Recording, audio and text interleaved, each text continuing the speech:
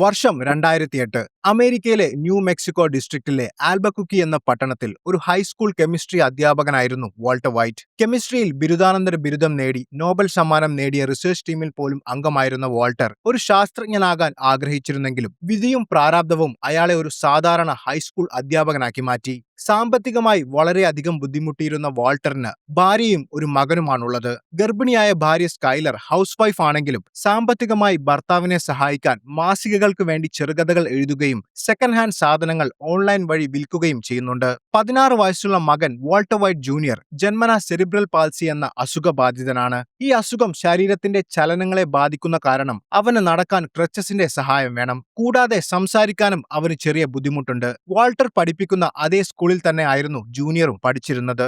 ഗർഭിണിയായ ഭാര്യയുടെയും സുഖമില്ലാത്ത മകന്റെയും ചികിത്സയും വീട്ടുചിലവുകളും നടത്താൻ സ്കൂളിലെ ശമ്പളം തികയാതെ വന്ന സാഹചര്യത്തിൽ വാൾട്ടർ ഒരു കാർ വാഷിൽ പാർട്ട് ടൈം ജോലിയും ചെയ്തിരുന്നു. രാവും പകലും ജീവിതത്തിന്റെ രണ്ടറ്റം കൂട്ടിമുട്ടിക്കാനുള്ള ഈ ഓട്ടം വാൾട്ടറിന് വല്ലാതെ മടുത്തിരുന്നു. അങ്ങനെ തന്റെ വിരസമായ ജീവിതം തള്ളി നീക്കുന്ന വാൾട്ടർ പതിവ് പോലെ രാവിലെ ജോലിക്ക് പോകാൻ ഒരുങ്ങി. അന്ന് വാൾട്ടറിന്റെ 50ാം ജന്മദിനമാണെന്ന് ഭാര്യ അയാളെ ഓർമ്മിപ്പിച്ചെങ്കിലും ഒന്ന് പുഞ്ചിരിക്കുക മാത്രം ചെയ്ത വാൾട്ടർ പതിവ് പോലെ ഭക്ഷണം കഴിച്ചു തുടങ്ങി. വീട്ടിൽ ആവശ്യത്തിന് സുഖ സൗകര്യങ്ങൾ ഇല്ലാത്തതിന്റെ പേരിൽ മകൻ അവരെ കുറ്റപ്പെടുത്തുന്നുണ്ടെങ്കിലും വാൾട്ടർ അതിനൊന്നും വലിയ ശ്രദ്ധ കൊടുത്തില്ല. ശേഷം മകനോടൊപ്പം വാൾട്ടർ തന്റെ സ്കൂളിലേക്ക് പോയി. കെമിസ്ട്രിയെ അങ്ങേയറ്റം സ്നേഹിച്ചിരുന്ന വാൾട്ടറിന്റെ ക്ലാസുകൾ വളരെ പുതുമയുള്ളതായിരുന്നു. എല്ലാവരും പറയുന്ന പോലെ കെമിസ്ട്രി വെറും ദ്രവ്യങ്ങളെക്കുറിച്ചുള്ള പഠനമല്ലെന്നും മറിച്ച് മാറ്റങ്ങളെക്കുറിച്ചുള്ള പഠനമാണെന്നായിരുന്നു വാൾട്ടറിന്റെ പക്ഷം. ഒരു കെമിക്കൽ മറ്റൊന്നുമായി ചേരുമ്പോൾ ഉണ്ടാകുന്ന മാറ്റങ്ങളും അതിൽ നിന്നും ജനിക്കുന്ന പുതിയ കെമിക്കലുകളും ഭൂമിയിലെ സകല ജീവജാലങ്ങൾക്കും സംഭവിക്കുന്ന ദി സൈക്കിൾ ഓഫ് ലൈഫ്, അതായത് ജീവിത ചക്രവുമായി ഉപമിക്കുന്ന വാൾട്ടർ ഓരോ ജീവജാലങ്ങൾക്കും സംഭവിക്കുന്നത് പോലെ വളർച്ചയും നാശവും പിന്നീടുണ്ടാകുന്ന പൂർണ്ണമായ മാറ്റവും തന്നെയാണ് കെമിസ്ട്രി എന്നും പറയുന്നു. എന്നാൽ മടിയന്മാരും അലസന്മാരുമായ കുട്ടികൾ അതൊന്നും ശ്രദ്ധിക്കാതെ കളിച്ചുകൊണ്ടിരിക്കുന്നത് വാൾട്ടറിനെ എപ്പോഴും അലട്ടിയിരുന്നു. സ്കൂളിലെ ജോലി കഴിഞ്ഞ ശേഷം വാൾട്ടർ നേരെ പോയത് കാർ വാഷിലെ പാർട്ട് ടൈം ജോലിക്കാണ്. അവിടെ ക്യാഷ് കൗണ്ടറിലായിരുന്നു വാൾട്ടറിന് ജോലി. എന്നാൽ ഒരു ജോലിക്കാരൻ പിരിഞ്ഞുപോയ കാരണം പറഞ്ഞ് വാൾട്ടറിനോട് കാറ് കഴുകുന്ന ജോലി ചെയ്യാൻ ഉടമസ്ഥനായ ബോഗ്ഡൻ ആവശ്യപ്പെട്ടു. ഒരു അധ്യാപകനായ താൻ മറ്റുള്ളവരുടെ കാർ കഴുകുന്ന ജോലി ചെയ്യുന്നതിൽ അയാൾക്ക് ഒട്ടും താല്പര്യമുണ്ടായിരുന്നില്ല. എങ്കിലും തന്റെ അവസ്ഥ മുതലെടുക്കുന്ന ഉടമസ്ഥനോടുള്ള രോഷം പ്രകടിപ്പിച്ചുകൊണ്ട് വാൾട്ടർ അത് സമ്മതിച്ചു. അവിടെ വെച്ച് തന്റെ ക്ലാസ്സിലെ പണക്കാരനായ ഒരു പയ്യന്റെ കാർ കഴുകേണ്ടി വന്ന വാൾട്ടറിന് അവന്റെ പരിഹാസവും നേരിടേണ്ടി വന്നു. അന്നത്തെ ജോലിക്ക് ശേഷം മനസ്സും ശരീരവും തളർന്ന് വീട്ടിലെത്തിയ വാൾട്ടറിന് ഭാര്യ സ്കൈലറും കുടുംബവും ചേർന്ന് ഒരു ബർത്ത്ഡേ പാർട്ടി ഒരുക്കിയിരുന്നു. സ്കൈലറിന്റെ അനുജത്തി മേരിയും ഭർത്താവ് ഹാങ്കും അവരുടെ സുഹൃത്തുക്കളുമായിരുന്നു അവിടെ ഉണ്ടായിരുന്നത്. അമേരിക്കയിൽ നിയമവിരുദ്ധമായ മയക്കുമരുന്ന് നിർമ്മാണം, വിൽപ്പന, കടത്ത് എന്നിവ തടയാൻ വേണ്ടി പ്രവർത്തിക്കുന്ന പോലീസ് വിഭാഗമായ DEA അഥവാ ഡ്രഗ് എൻഫോഴ്സ്മെന്റ് അഡ്മിനിസ്ട്രേഷനിലെ ഉയർന്ന ഉദ്യോഗസ്ഥനാണ് വാൾട്ടറിന്റെ അളിയനായ ഹാങ്ക്. ഹാങ്കിന്റെ ധീരതയും പോലീസ് ജീവിതവും ഇഷ്ടപ്പെട്ടിരുന്ന വാൾട്ടറിന്റെ മകന് അമ്മാവനായ ഹാങ്കിനോട് വലിയ ആരാധനയായിരുന്നു. കഴിഞ്ഞ ദിവസം ഹാങ്കും സംഘവും പിടികൂടിയ ക്രിസ്റ്റൽ മെത്ത് ശേഖരത്തെ പറ്റിയും അവരുടെ കയ്യിൽ നിന്നും പിടിച്ചെടുത്ത ലക്ഷക്കണക്കിന് ഡോളറിനെ പറ്റിയുമുള്ള വാർത്ത അവിടെ വെച്ച് അവർ ടിവിയിൽ കണ്ടു.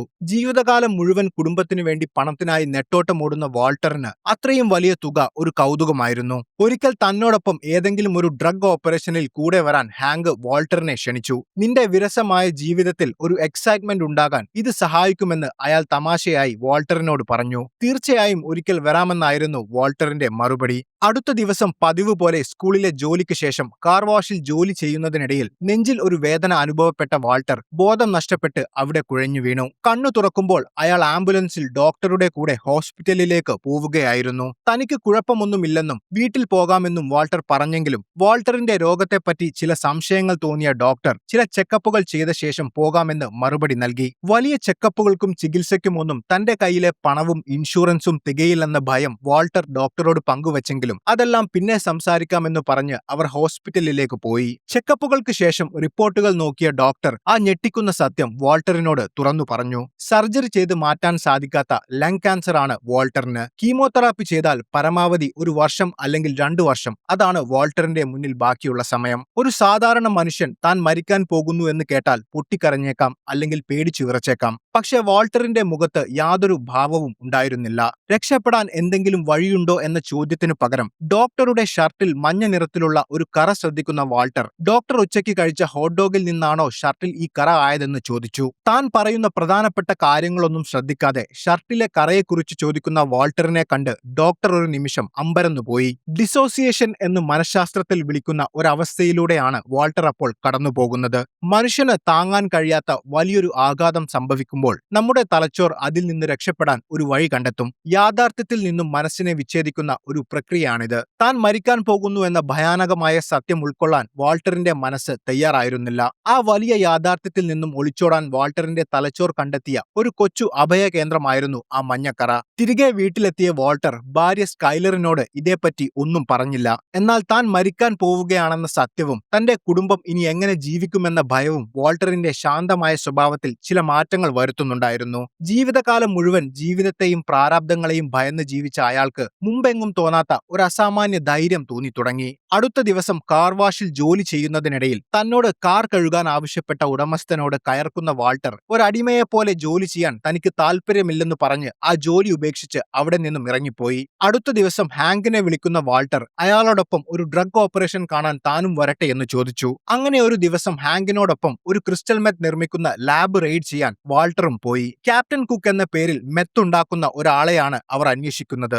രഹസ്യ വിവരം ലഭിച്ചതിനെ തുടർന്ന് അവിടെ എത്തിയ അവർ ലാബ് പ്രവർത്തിക്കുന്ന വീട് കണ്ടുപിടിച്ചു. അപ്പോഴേക്കും അവിടെ എത്തിയ ബാക്കി പോലീസ് സംഘം ആ വീടിന്റെ വാതിൽ പൊളിച്ചകത്തു കയറി. അവിടെ വെച്ച് എമിലിയോ എന്ന ഒരു യുവാവിനെ അവർ അറസ്റ്റ് ചെയ്തെങ്കിലും ക്യാപ്റ്റൻ കുക്ക് അവനല്ലെന്ന് അവർക്ക് മനസ്സിലായി. അതിനിടയിൽ ലാബ് കാണാൻ ഒരു അവസരം വാൾട്ടർ ഹാങ്കിനോട് ചോദിച്ചു. ഞങ്ങൾ പരിശോധിച്ച് സുരക്ഷ ഉറപ്പുവരുത്തിയ ശേഷം നിന്നെ വിളിക്കാമെന്ന് പറഞ്ഞ് ഹാങ്ക് ലാബിലേക്ക് പോയി. ഹാങ്ക് തിരിച്ചു വരുന്നതും കാത്ത് കാറിൽ ഇരുന്ന വാൾട്ടർ പുറത്ത് മറ്റൊരു കാഴ്ച കണ്ടു. തൊട്ടടുത്തുള്ള വീടിന്റെ ബാൽക്കണിയിൽ നിന്നും ഒരു യുവാവ് തന്റെ വസ്ത്രങ്ങൾ എടുത്ത് രക്ഷപ്പെടാൻ ശ്രമിക്കുന്നതിനിടെ താഴെ വീണ അവൻ പരിസരം വീക്ഷിക്കുന്നതിനിടെ കാറിൽ ഇരുന്ന് തന്നെ നോക്കുന്ന വാൾട്ടറിനെ കണ്ടു. പരസ്പരം കണ്ട ആ നിമിഷം അവർ ശരിക്കും ഞെട്ടി. വാൾട്ടർ മുൻപ് സ്കൂളിൽ പഠിപ്പിച്ച ജെസ്സി പിങ്മാൻ എന്ന പയ്യനായിരുന്നു അത്. തന്റെ അധ്യാപകനായ വാൾട്ടറിനെ തിരിച്ചറിഞ്ഞ ജെസ്സി പെട്ടെന്ന് തന്നെ റോഡിൽ നിർത്തിയിട്ടിരുന്ന തന്റെ കാറിൽ കയറി അവിടെ നിന്നും രക്ഷപ്പെട്ടു. ആ കാറിന്റെ നമ്പർ പ്ലേറ്റ് ശ്രദ്ധിക്കുന്ന വാൾട്ടർ അതിന്റെ മുകളിൽ ക്യാപ്റ്റൻ എന്നെഴുതിയത് കണ്ടു. അതോടെ ഹാങ്ക് അന്വേഷിക്കുന്ന ക്യാപ്റ്റൻ കുക്ക് ജെസ്സിയാണെന്ന് മനസ്സിലാക്കിയെങ്കിലും വാൾട്ടർ അക്കാര്യം ഹാങ്കിനോട് പറഞ്ഞില്ല.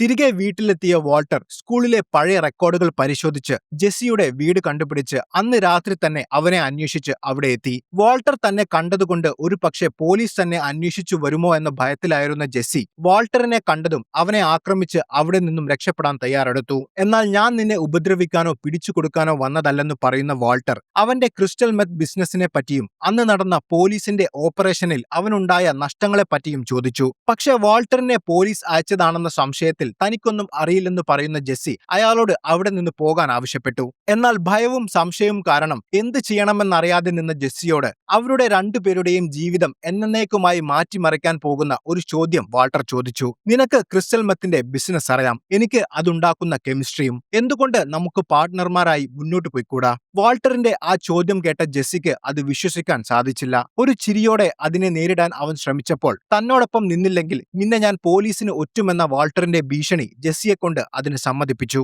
മരിക്കുന്നതിനു മുൻപ് തന്റെ ഭാര്യയ്ക്കും മക്കൾക്കും ജീവിക്കാനുള്ള പണം പെട്ടെന്ന് കണ്ടെത്തുക എന്നൊരു ലക്ഷ്യം മാത്രമാണ് വാൾട്ടറിന്റെ മനസ്സിലുണ്ടായിരുന്നത്. അങ്ങനെ പഠിക്കാൻ തീരെ മോശമായിരുന്ന ഒരു വിദ്യാർത്ഥിയും അവനെ എപ്പോഴും വഴക്കു പറഞ്ഞിരുന്ന അധ്യാപകനും ചേർന്ന് ഒരു മയക്കുമരുന്നു സാമ്രാജ്യം കെട്ടിപ്പടുക്കാൻ തീരുമാനിച്ചു. വാൾട്ടറിന് സമയം ഒട്ടും കളയാനുണ്ടായിരുന്നില്ല. അടുത്ത ദിവസം തന്നെ മെത്തുണ്ടാക്കാനുള്ള തയ്യാറെടുപ്പുകൾ അയാൾ ആരംഭിച്ചു. ചെയ്യുന്ന കാര്യങ്ങളിൽ ഒരു തികഞ്ഞ പെർഫെക്ഷനിസ്റ്റ് ആയിരുന്ന വാൾട്ടർ സ്കൂളിലെ കെമിസ്ട്രി ലാബിൽ നിന്നും ഏറ്റവും നല്ല രീതിയിൽ മെത്ത് കുക്ക് ചെയ്യാൻ ആവശ്യമായ പൈറക്സ് ഫ്ലാസ്കുകൾ, ബീക്കറുകൾ, ട്യൂബുകൾ എന്നിവ കൈക്കലാക്കി. വാൾട്ടർ ഇതൊക്കെ സംഘടിപ്പിച്ച് നേരെ ജെസ്സിയുടെ വീട്ടിലെത്തിയപ്പോൾ അലസനും മടിയനുമായ ജെസ്സി മദ്യപിച്ചു കൊണ്ടിരിക്കുകയായിരുന്നു. മെത്ത് പാചകം ചെയ്യാൻ പോകുന്ന രീതികളും മറ്റും ജെസ്സിയോട് ചർച്ച ചെയ്യുന്ന വാൾട്ടർ മായവും മുളകുപൊടിയുമെല്ലാം ചേർത്ത് അവനുണ്ടാക്കിയ നിലവാരം കുറഞ്ഞ മെത്തിനു പകരം മാർക്കറ്റിൽ ലഭിക്കുന്ന ഏറ്റവും മികച്ച മെത്താണ് നമ്മൾ ഉണ്ടാക്കാൻ പോകുന്നതെന്ന് അവനോട് പറഞ്ഞു. ആദ്യം ജെസ്സി അതിനെ എതിർത്തെങ്കിലും വാൾട്ടറിന്റെ നിർദ്ദേശങ്ങൾ അനുസരിക്കുകയല്ലാതെ അവന് വേറെ വഴിയില്ലായിരുന്നു. എന്നാൽ എവിടെ വെച്ച് പാചകം ചെയ്യുമെന്നത് അവർക്കൊരു വെല്ലുവിളിയായിരുന്നു. ജെസ്സി മുൻപ് ചെയ്ത പോലെ ഒരു വീട് വാടകയ്ക്കെടുക്കാമെന്ന് വാൾട്ടർ പറഞ്ഞെങ്കിലും പോലീസ് പരിശോധന ശക്തമായതിനാൽ അത് റിസ്ക് ആണെന്നായിരുന്നു ജെസ്സിയുടെ പക്ഷം. മെത്ത് പാചകം ചെയ്യുമ്പോൾ പുറന്തള്ളപ്പെടുന്ന രൂക്ഷമായ ഒരു രാസഗന്ധം മണത്ത് പോലീസും നാട്ടുകാരും അറിയാതിരിക്കാൻ ഏറ്റവും നല്ലത് ഒരു വലിയ വാൻ സംഘടിപ്പിച്ച് ആളൊഴിഞ്ഞ ഏതെങ്കിലും പ്രദേശത്ത് വെച്ച്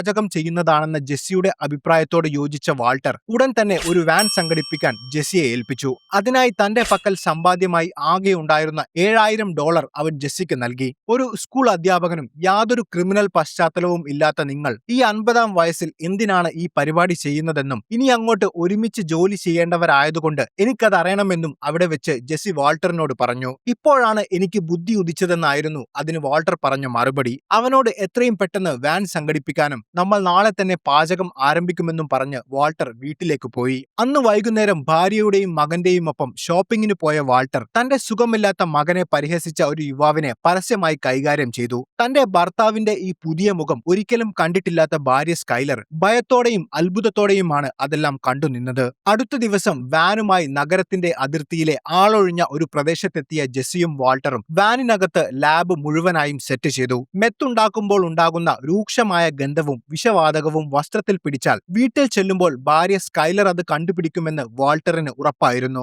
അതിനാൽ തന്റെ വസ്ത്രങ്ങളും മറ്റും അഴിച്ചുമാറ്റി വാനിന്റെ പുറത്തു വെച്ച ശേഷം ശരീര സുരക്ഷ ഉറപ്പുവരുത്താൻ ഒരു ഏപ്രണും ഗ്യാസ് മാസ്കും വെച്ച ശേഷമാണ് വാൾട്ടർ വാനിന്റെ അകത്തേക്ക് കയറിയത്.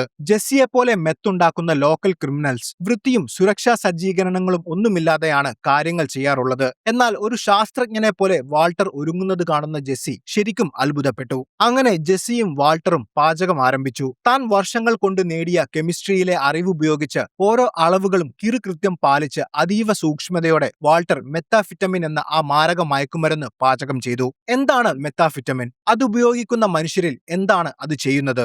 1893 നഗായ് നാഗയോഷി എന്ന ജപ്പാനീസ് ശാസ്ത്രജ്ഞനാണ് ആദ്യമായി എഫിഡ്രിൻ എന്ന ചെടിയുടെ സത്തിൽ നിന്ന് മെത്താഫിറ്റമിൻ വേർതിരിച്ചെടുക്കുന്നത്.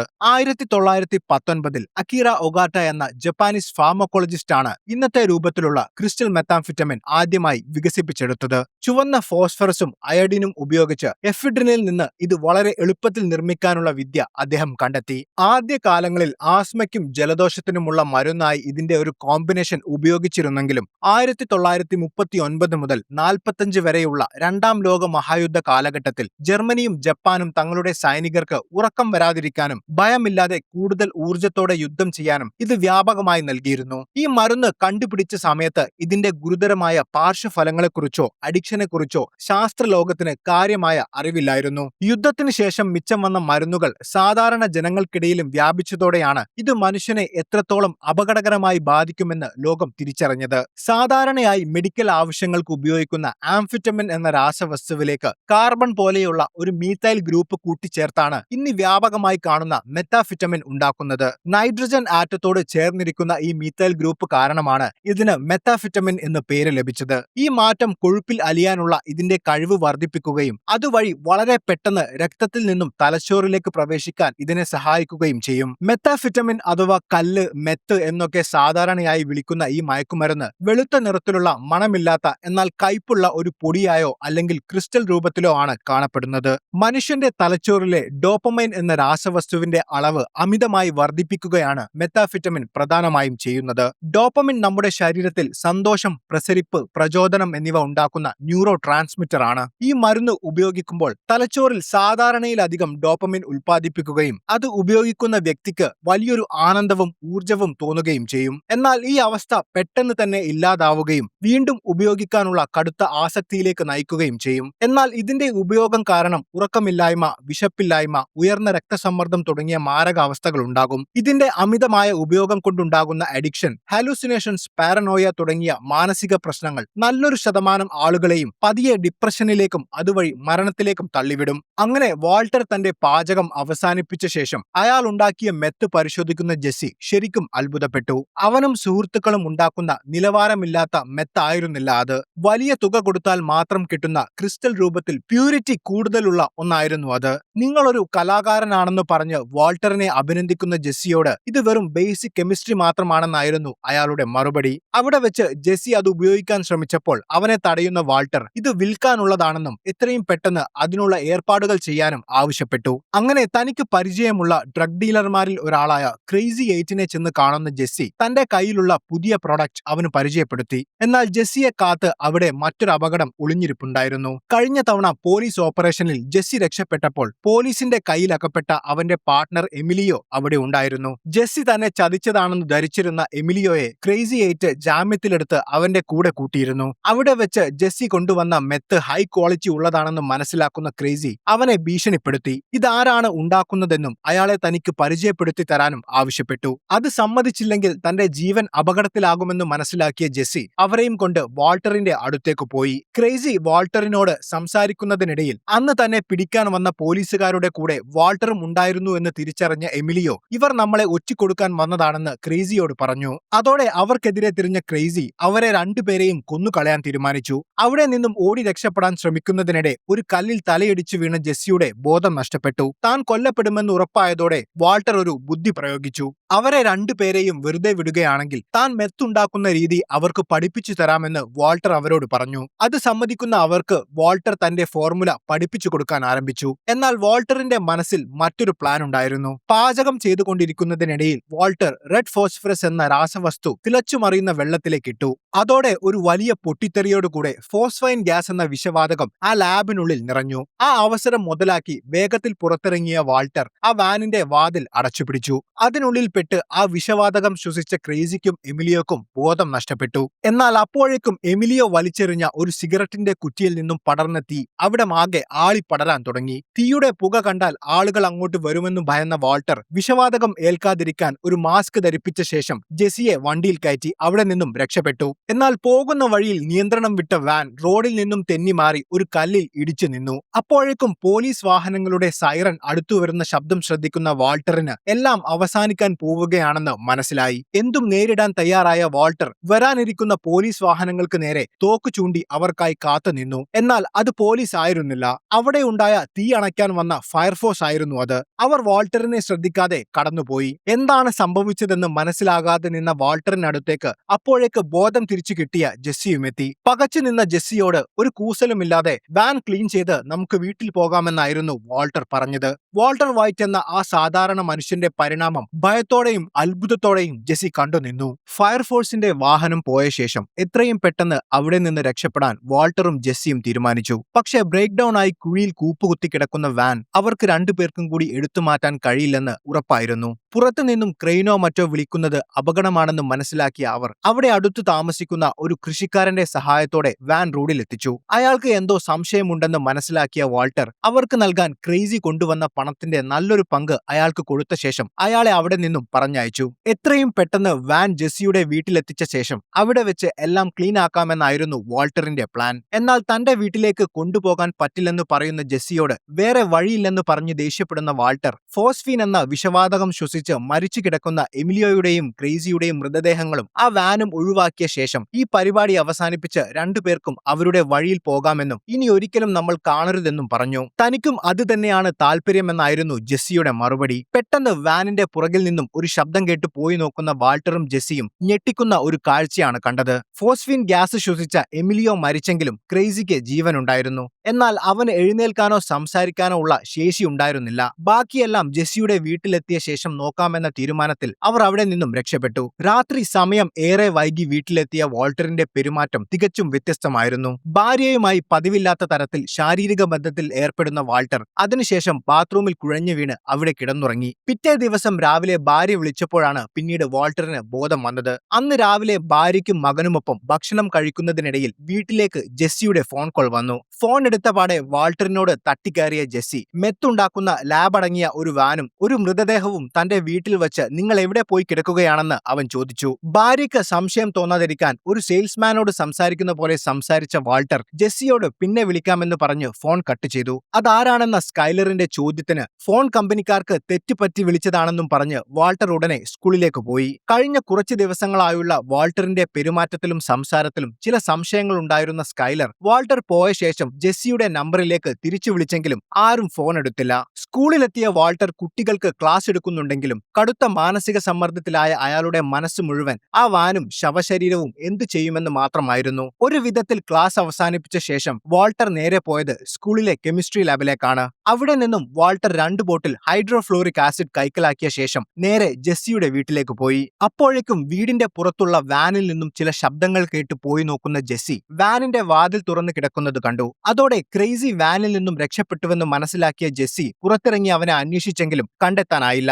അതേസമയം ജെസ്സിയുടെ വീട്ടിലേക്ക് വരികയായിരുന്ന വാൾട്ടർ റോഡിലൂടെ ബോധമില്ലാതെ നടക്കുന്ന ക്രേസിയെ കണ്ടു. വാൾട്ടറിനെ കണ്ടു ഭയന്ന ക്രേസി ഓടി രക്ഷപ്പെടാൻ ശ്രമിച്ചെങ്കിലും തീരെ അവശനായിരുന്ന അവൻ ഒരു മരത്തിൽ ചെന്നിടിച്ച് വീണ്ടും ബോധം കെട്ട് വീണു. ആരെങ്കിലും കാണുന്നതിനു മുൻപ് അവനെ കാറിൽ കയറ്റി വാൾട്ടർ ജെസ്സിയുടെ വീട്ടിലെത്തി. ക്രേസി പുറത്തിറങ്ങിയാൽ ഉണ്ടാകുന്ന അപകടങ്ങൾ ഓർമ്മിപ്പിക്കുന്ന വാൾട്ടർ അവനെ ശ്രദ്ധിക്കാത്തതിന്റെ പേരിൽ ജെസ്സിയെ കണക്കിന് ശകാരിച്ചു. ക്രേസിയെ പറ്റി കൂടുതൽ കാര്യങ്ങൾ ജെസ്സിയോട് ചോദിച്ചു മനസ്സിലാക്കുന്ന വാൾട്ടർ ഒരു മെത്ത് ഡീലറായ അയാളെ കാര്യങ്ങൾ പറഞ്ഞു മനസ്സിലാക്കി അവരുടെ കൂടെ മെത്ത് ബിസിനസ്സിൽ പങ്കാളിയാക്കാൻ സാധിക്കുമോ എന്ന് ജെസ്സിയോട് ചോദിച്ചു. ക്രേസിയുടെ സ്വഭാവം അറിയാമായിരുന്ന ജെസ്സി അത് അപകടമാണെന്ന് പറഞ്ഞതോടെ ആ പ്ലാൻ അവർ വേണ്ടെന്നു വെച്ചു. മറ്റൊരു വഴിയുമില്ല എന്ന് മനസ്സിലായതോടെ ക്രേസിയെ കൊന്നുകളയാൻ തന്നെ അവർ തീരുമാനിച്ചു. ക്രേസിക്ക് ബോധം വെച്ചാൽ വീണ്ടും അവിടെ നിന്ന് രക്ഷപ്പെടാതിരിക്കാൻ വണ്ടികൾ ലോക്ക് ചെയ്യുന്ന ലോക്ക് ഉപയോഗിച്ച് വീടിന്റെ ബേസ്മെന്റിൽ അവർ അയാളെ ബന്ധിച്ചു. അതിനുശേഷം എമിലിയോയുടെ ശവശരീരം എന്ത് ചെയ്യണമെന്നും ക്രേസിയെ എങ്ങനെ കൊല്ലുമെന്നും അവർ ആലോചിച്ചു. ഒരാൾ ശവശരീരം നശിപ്പിക്കുന്ന ജോലിയും മറ്റൊരാൾ ക്രേസിയെ കൊല്ലുന്ന ജോലിയും ഏറ്റെടുക്കണമെന്ന തീരുമാനത്തിൽ അവർ എത്തിയെങ്കിലും ക്രേസിയെ കൊല്ലാൻ രണ്ടുപേർക്കും ഭയമായിരുന്നു.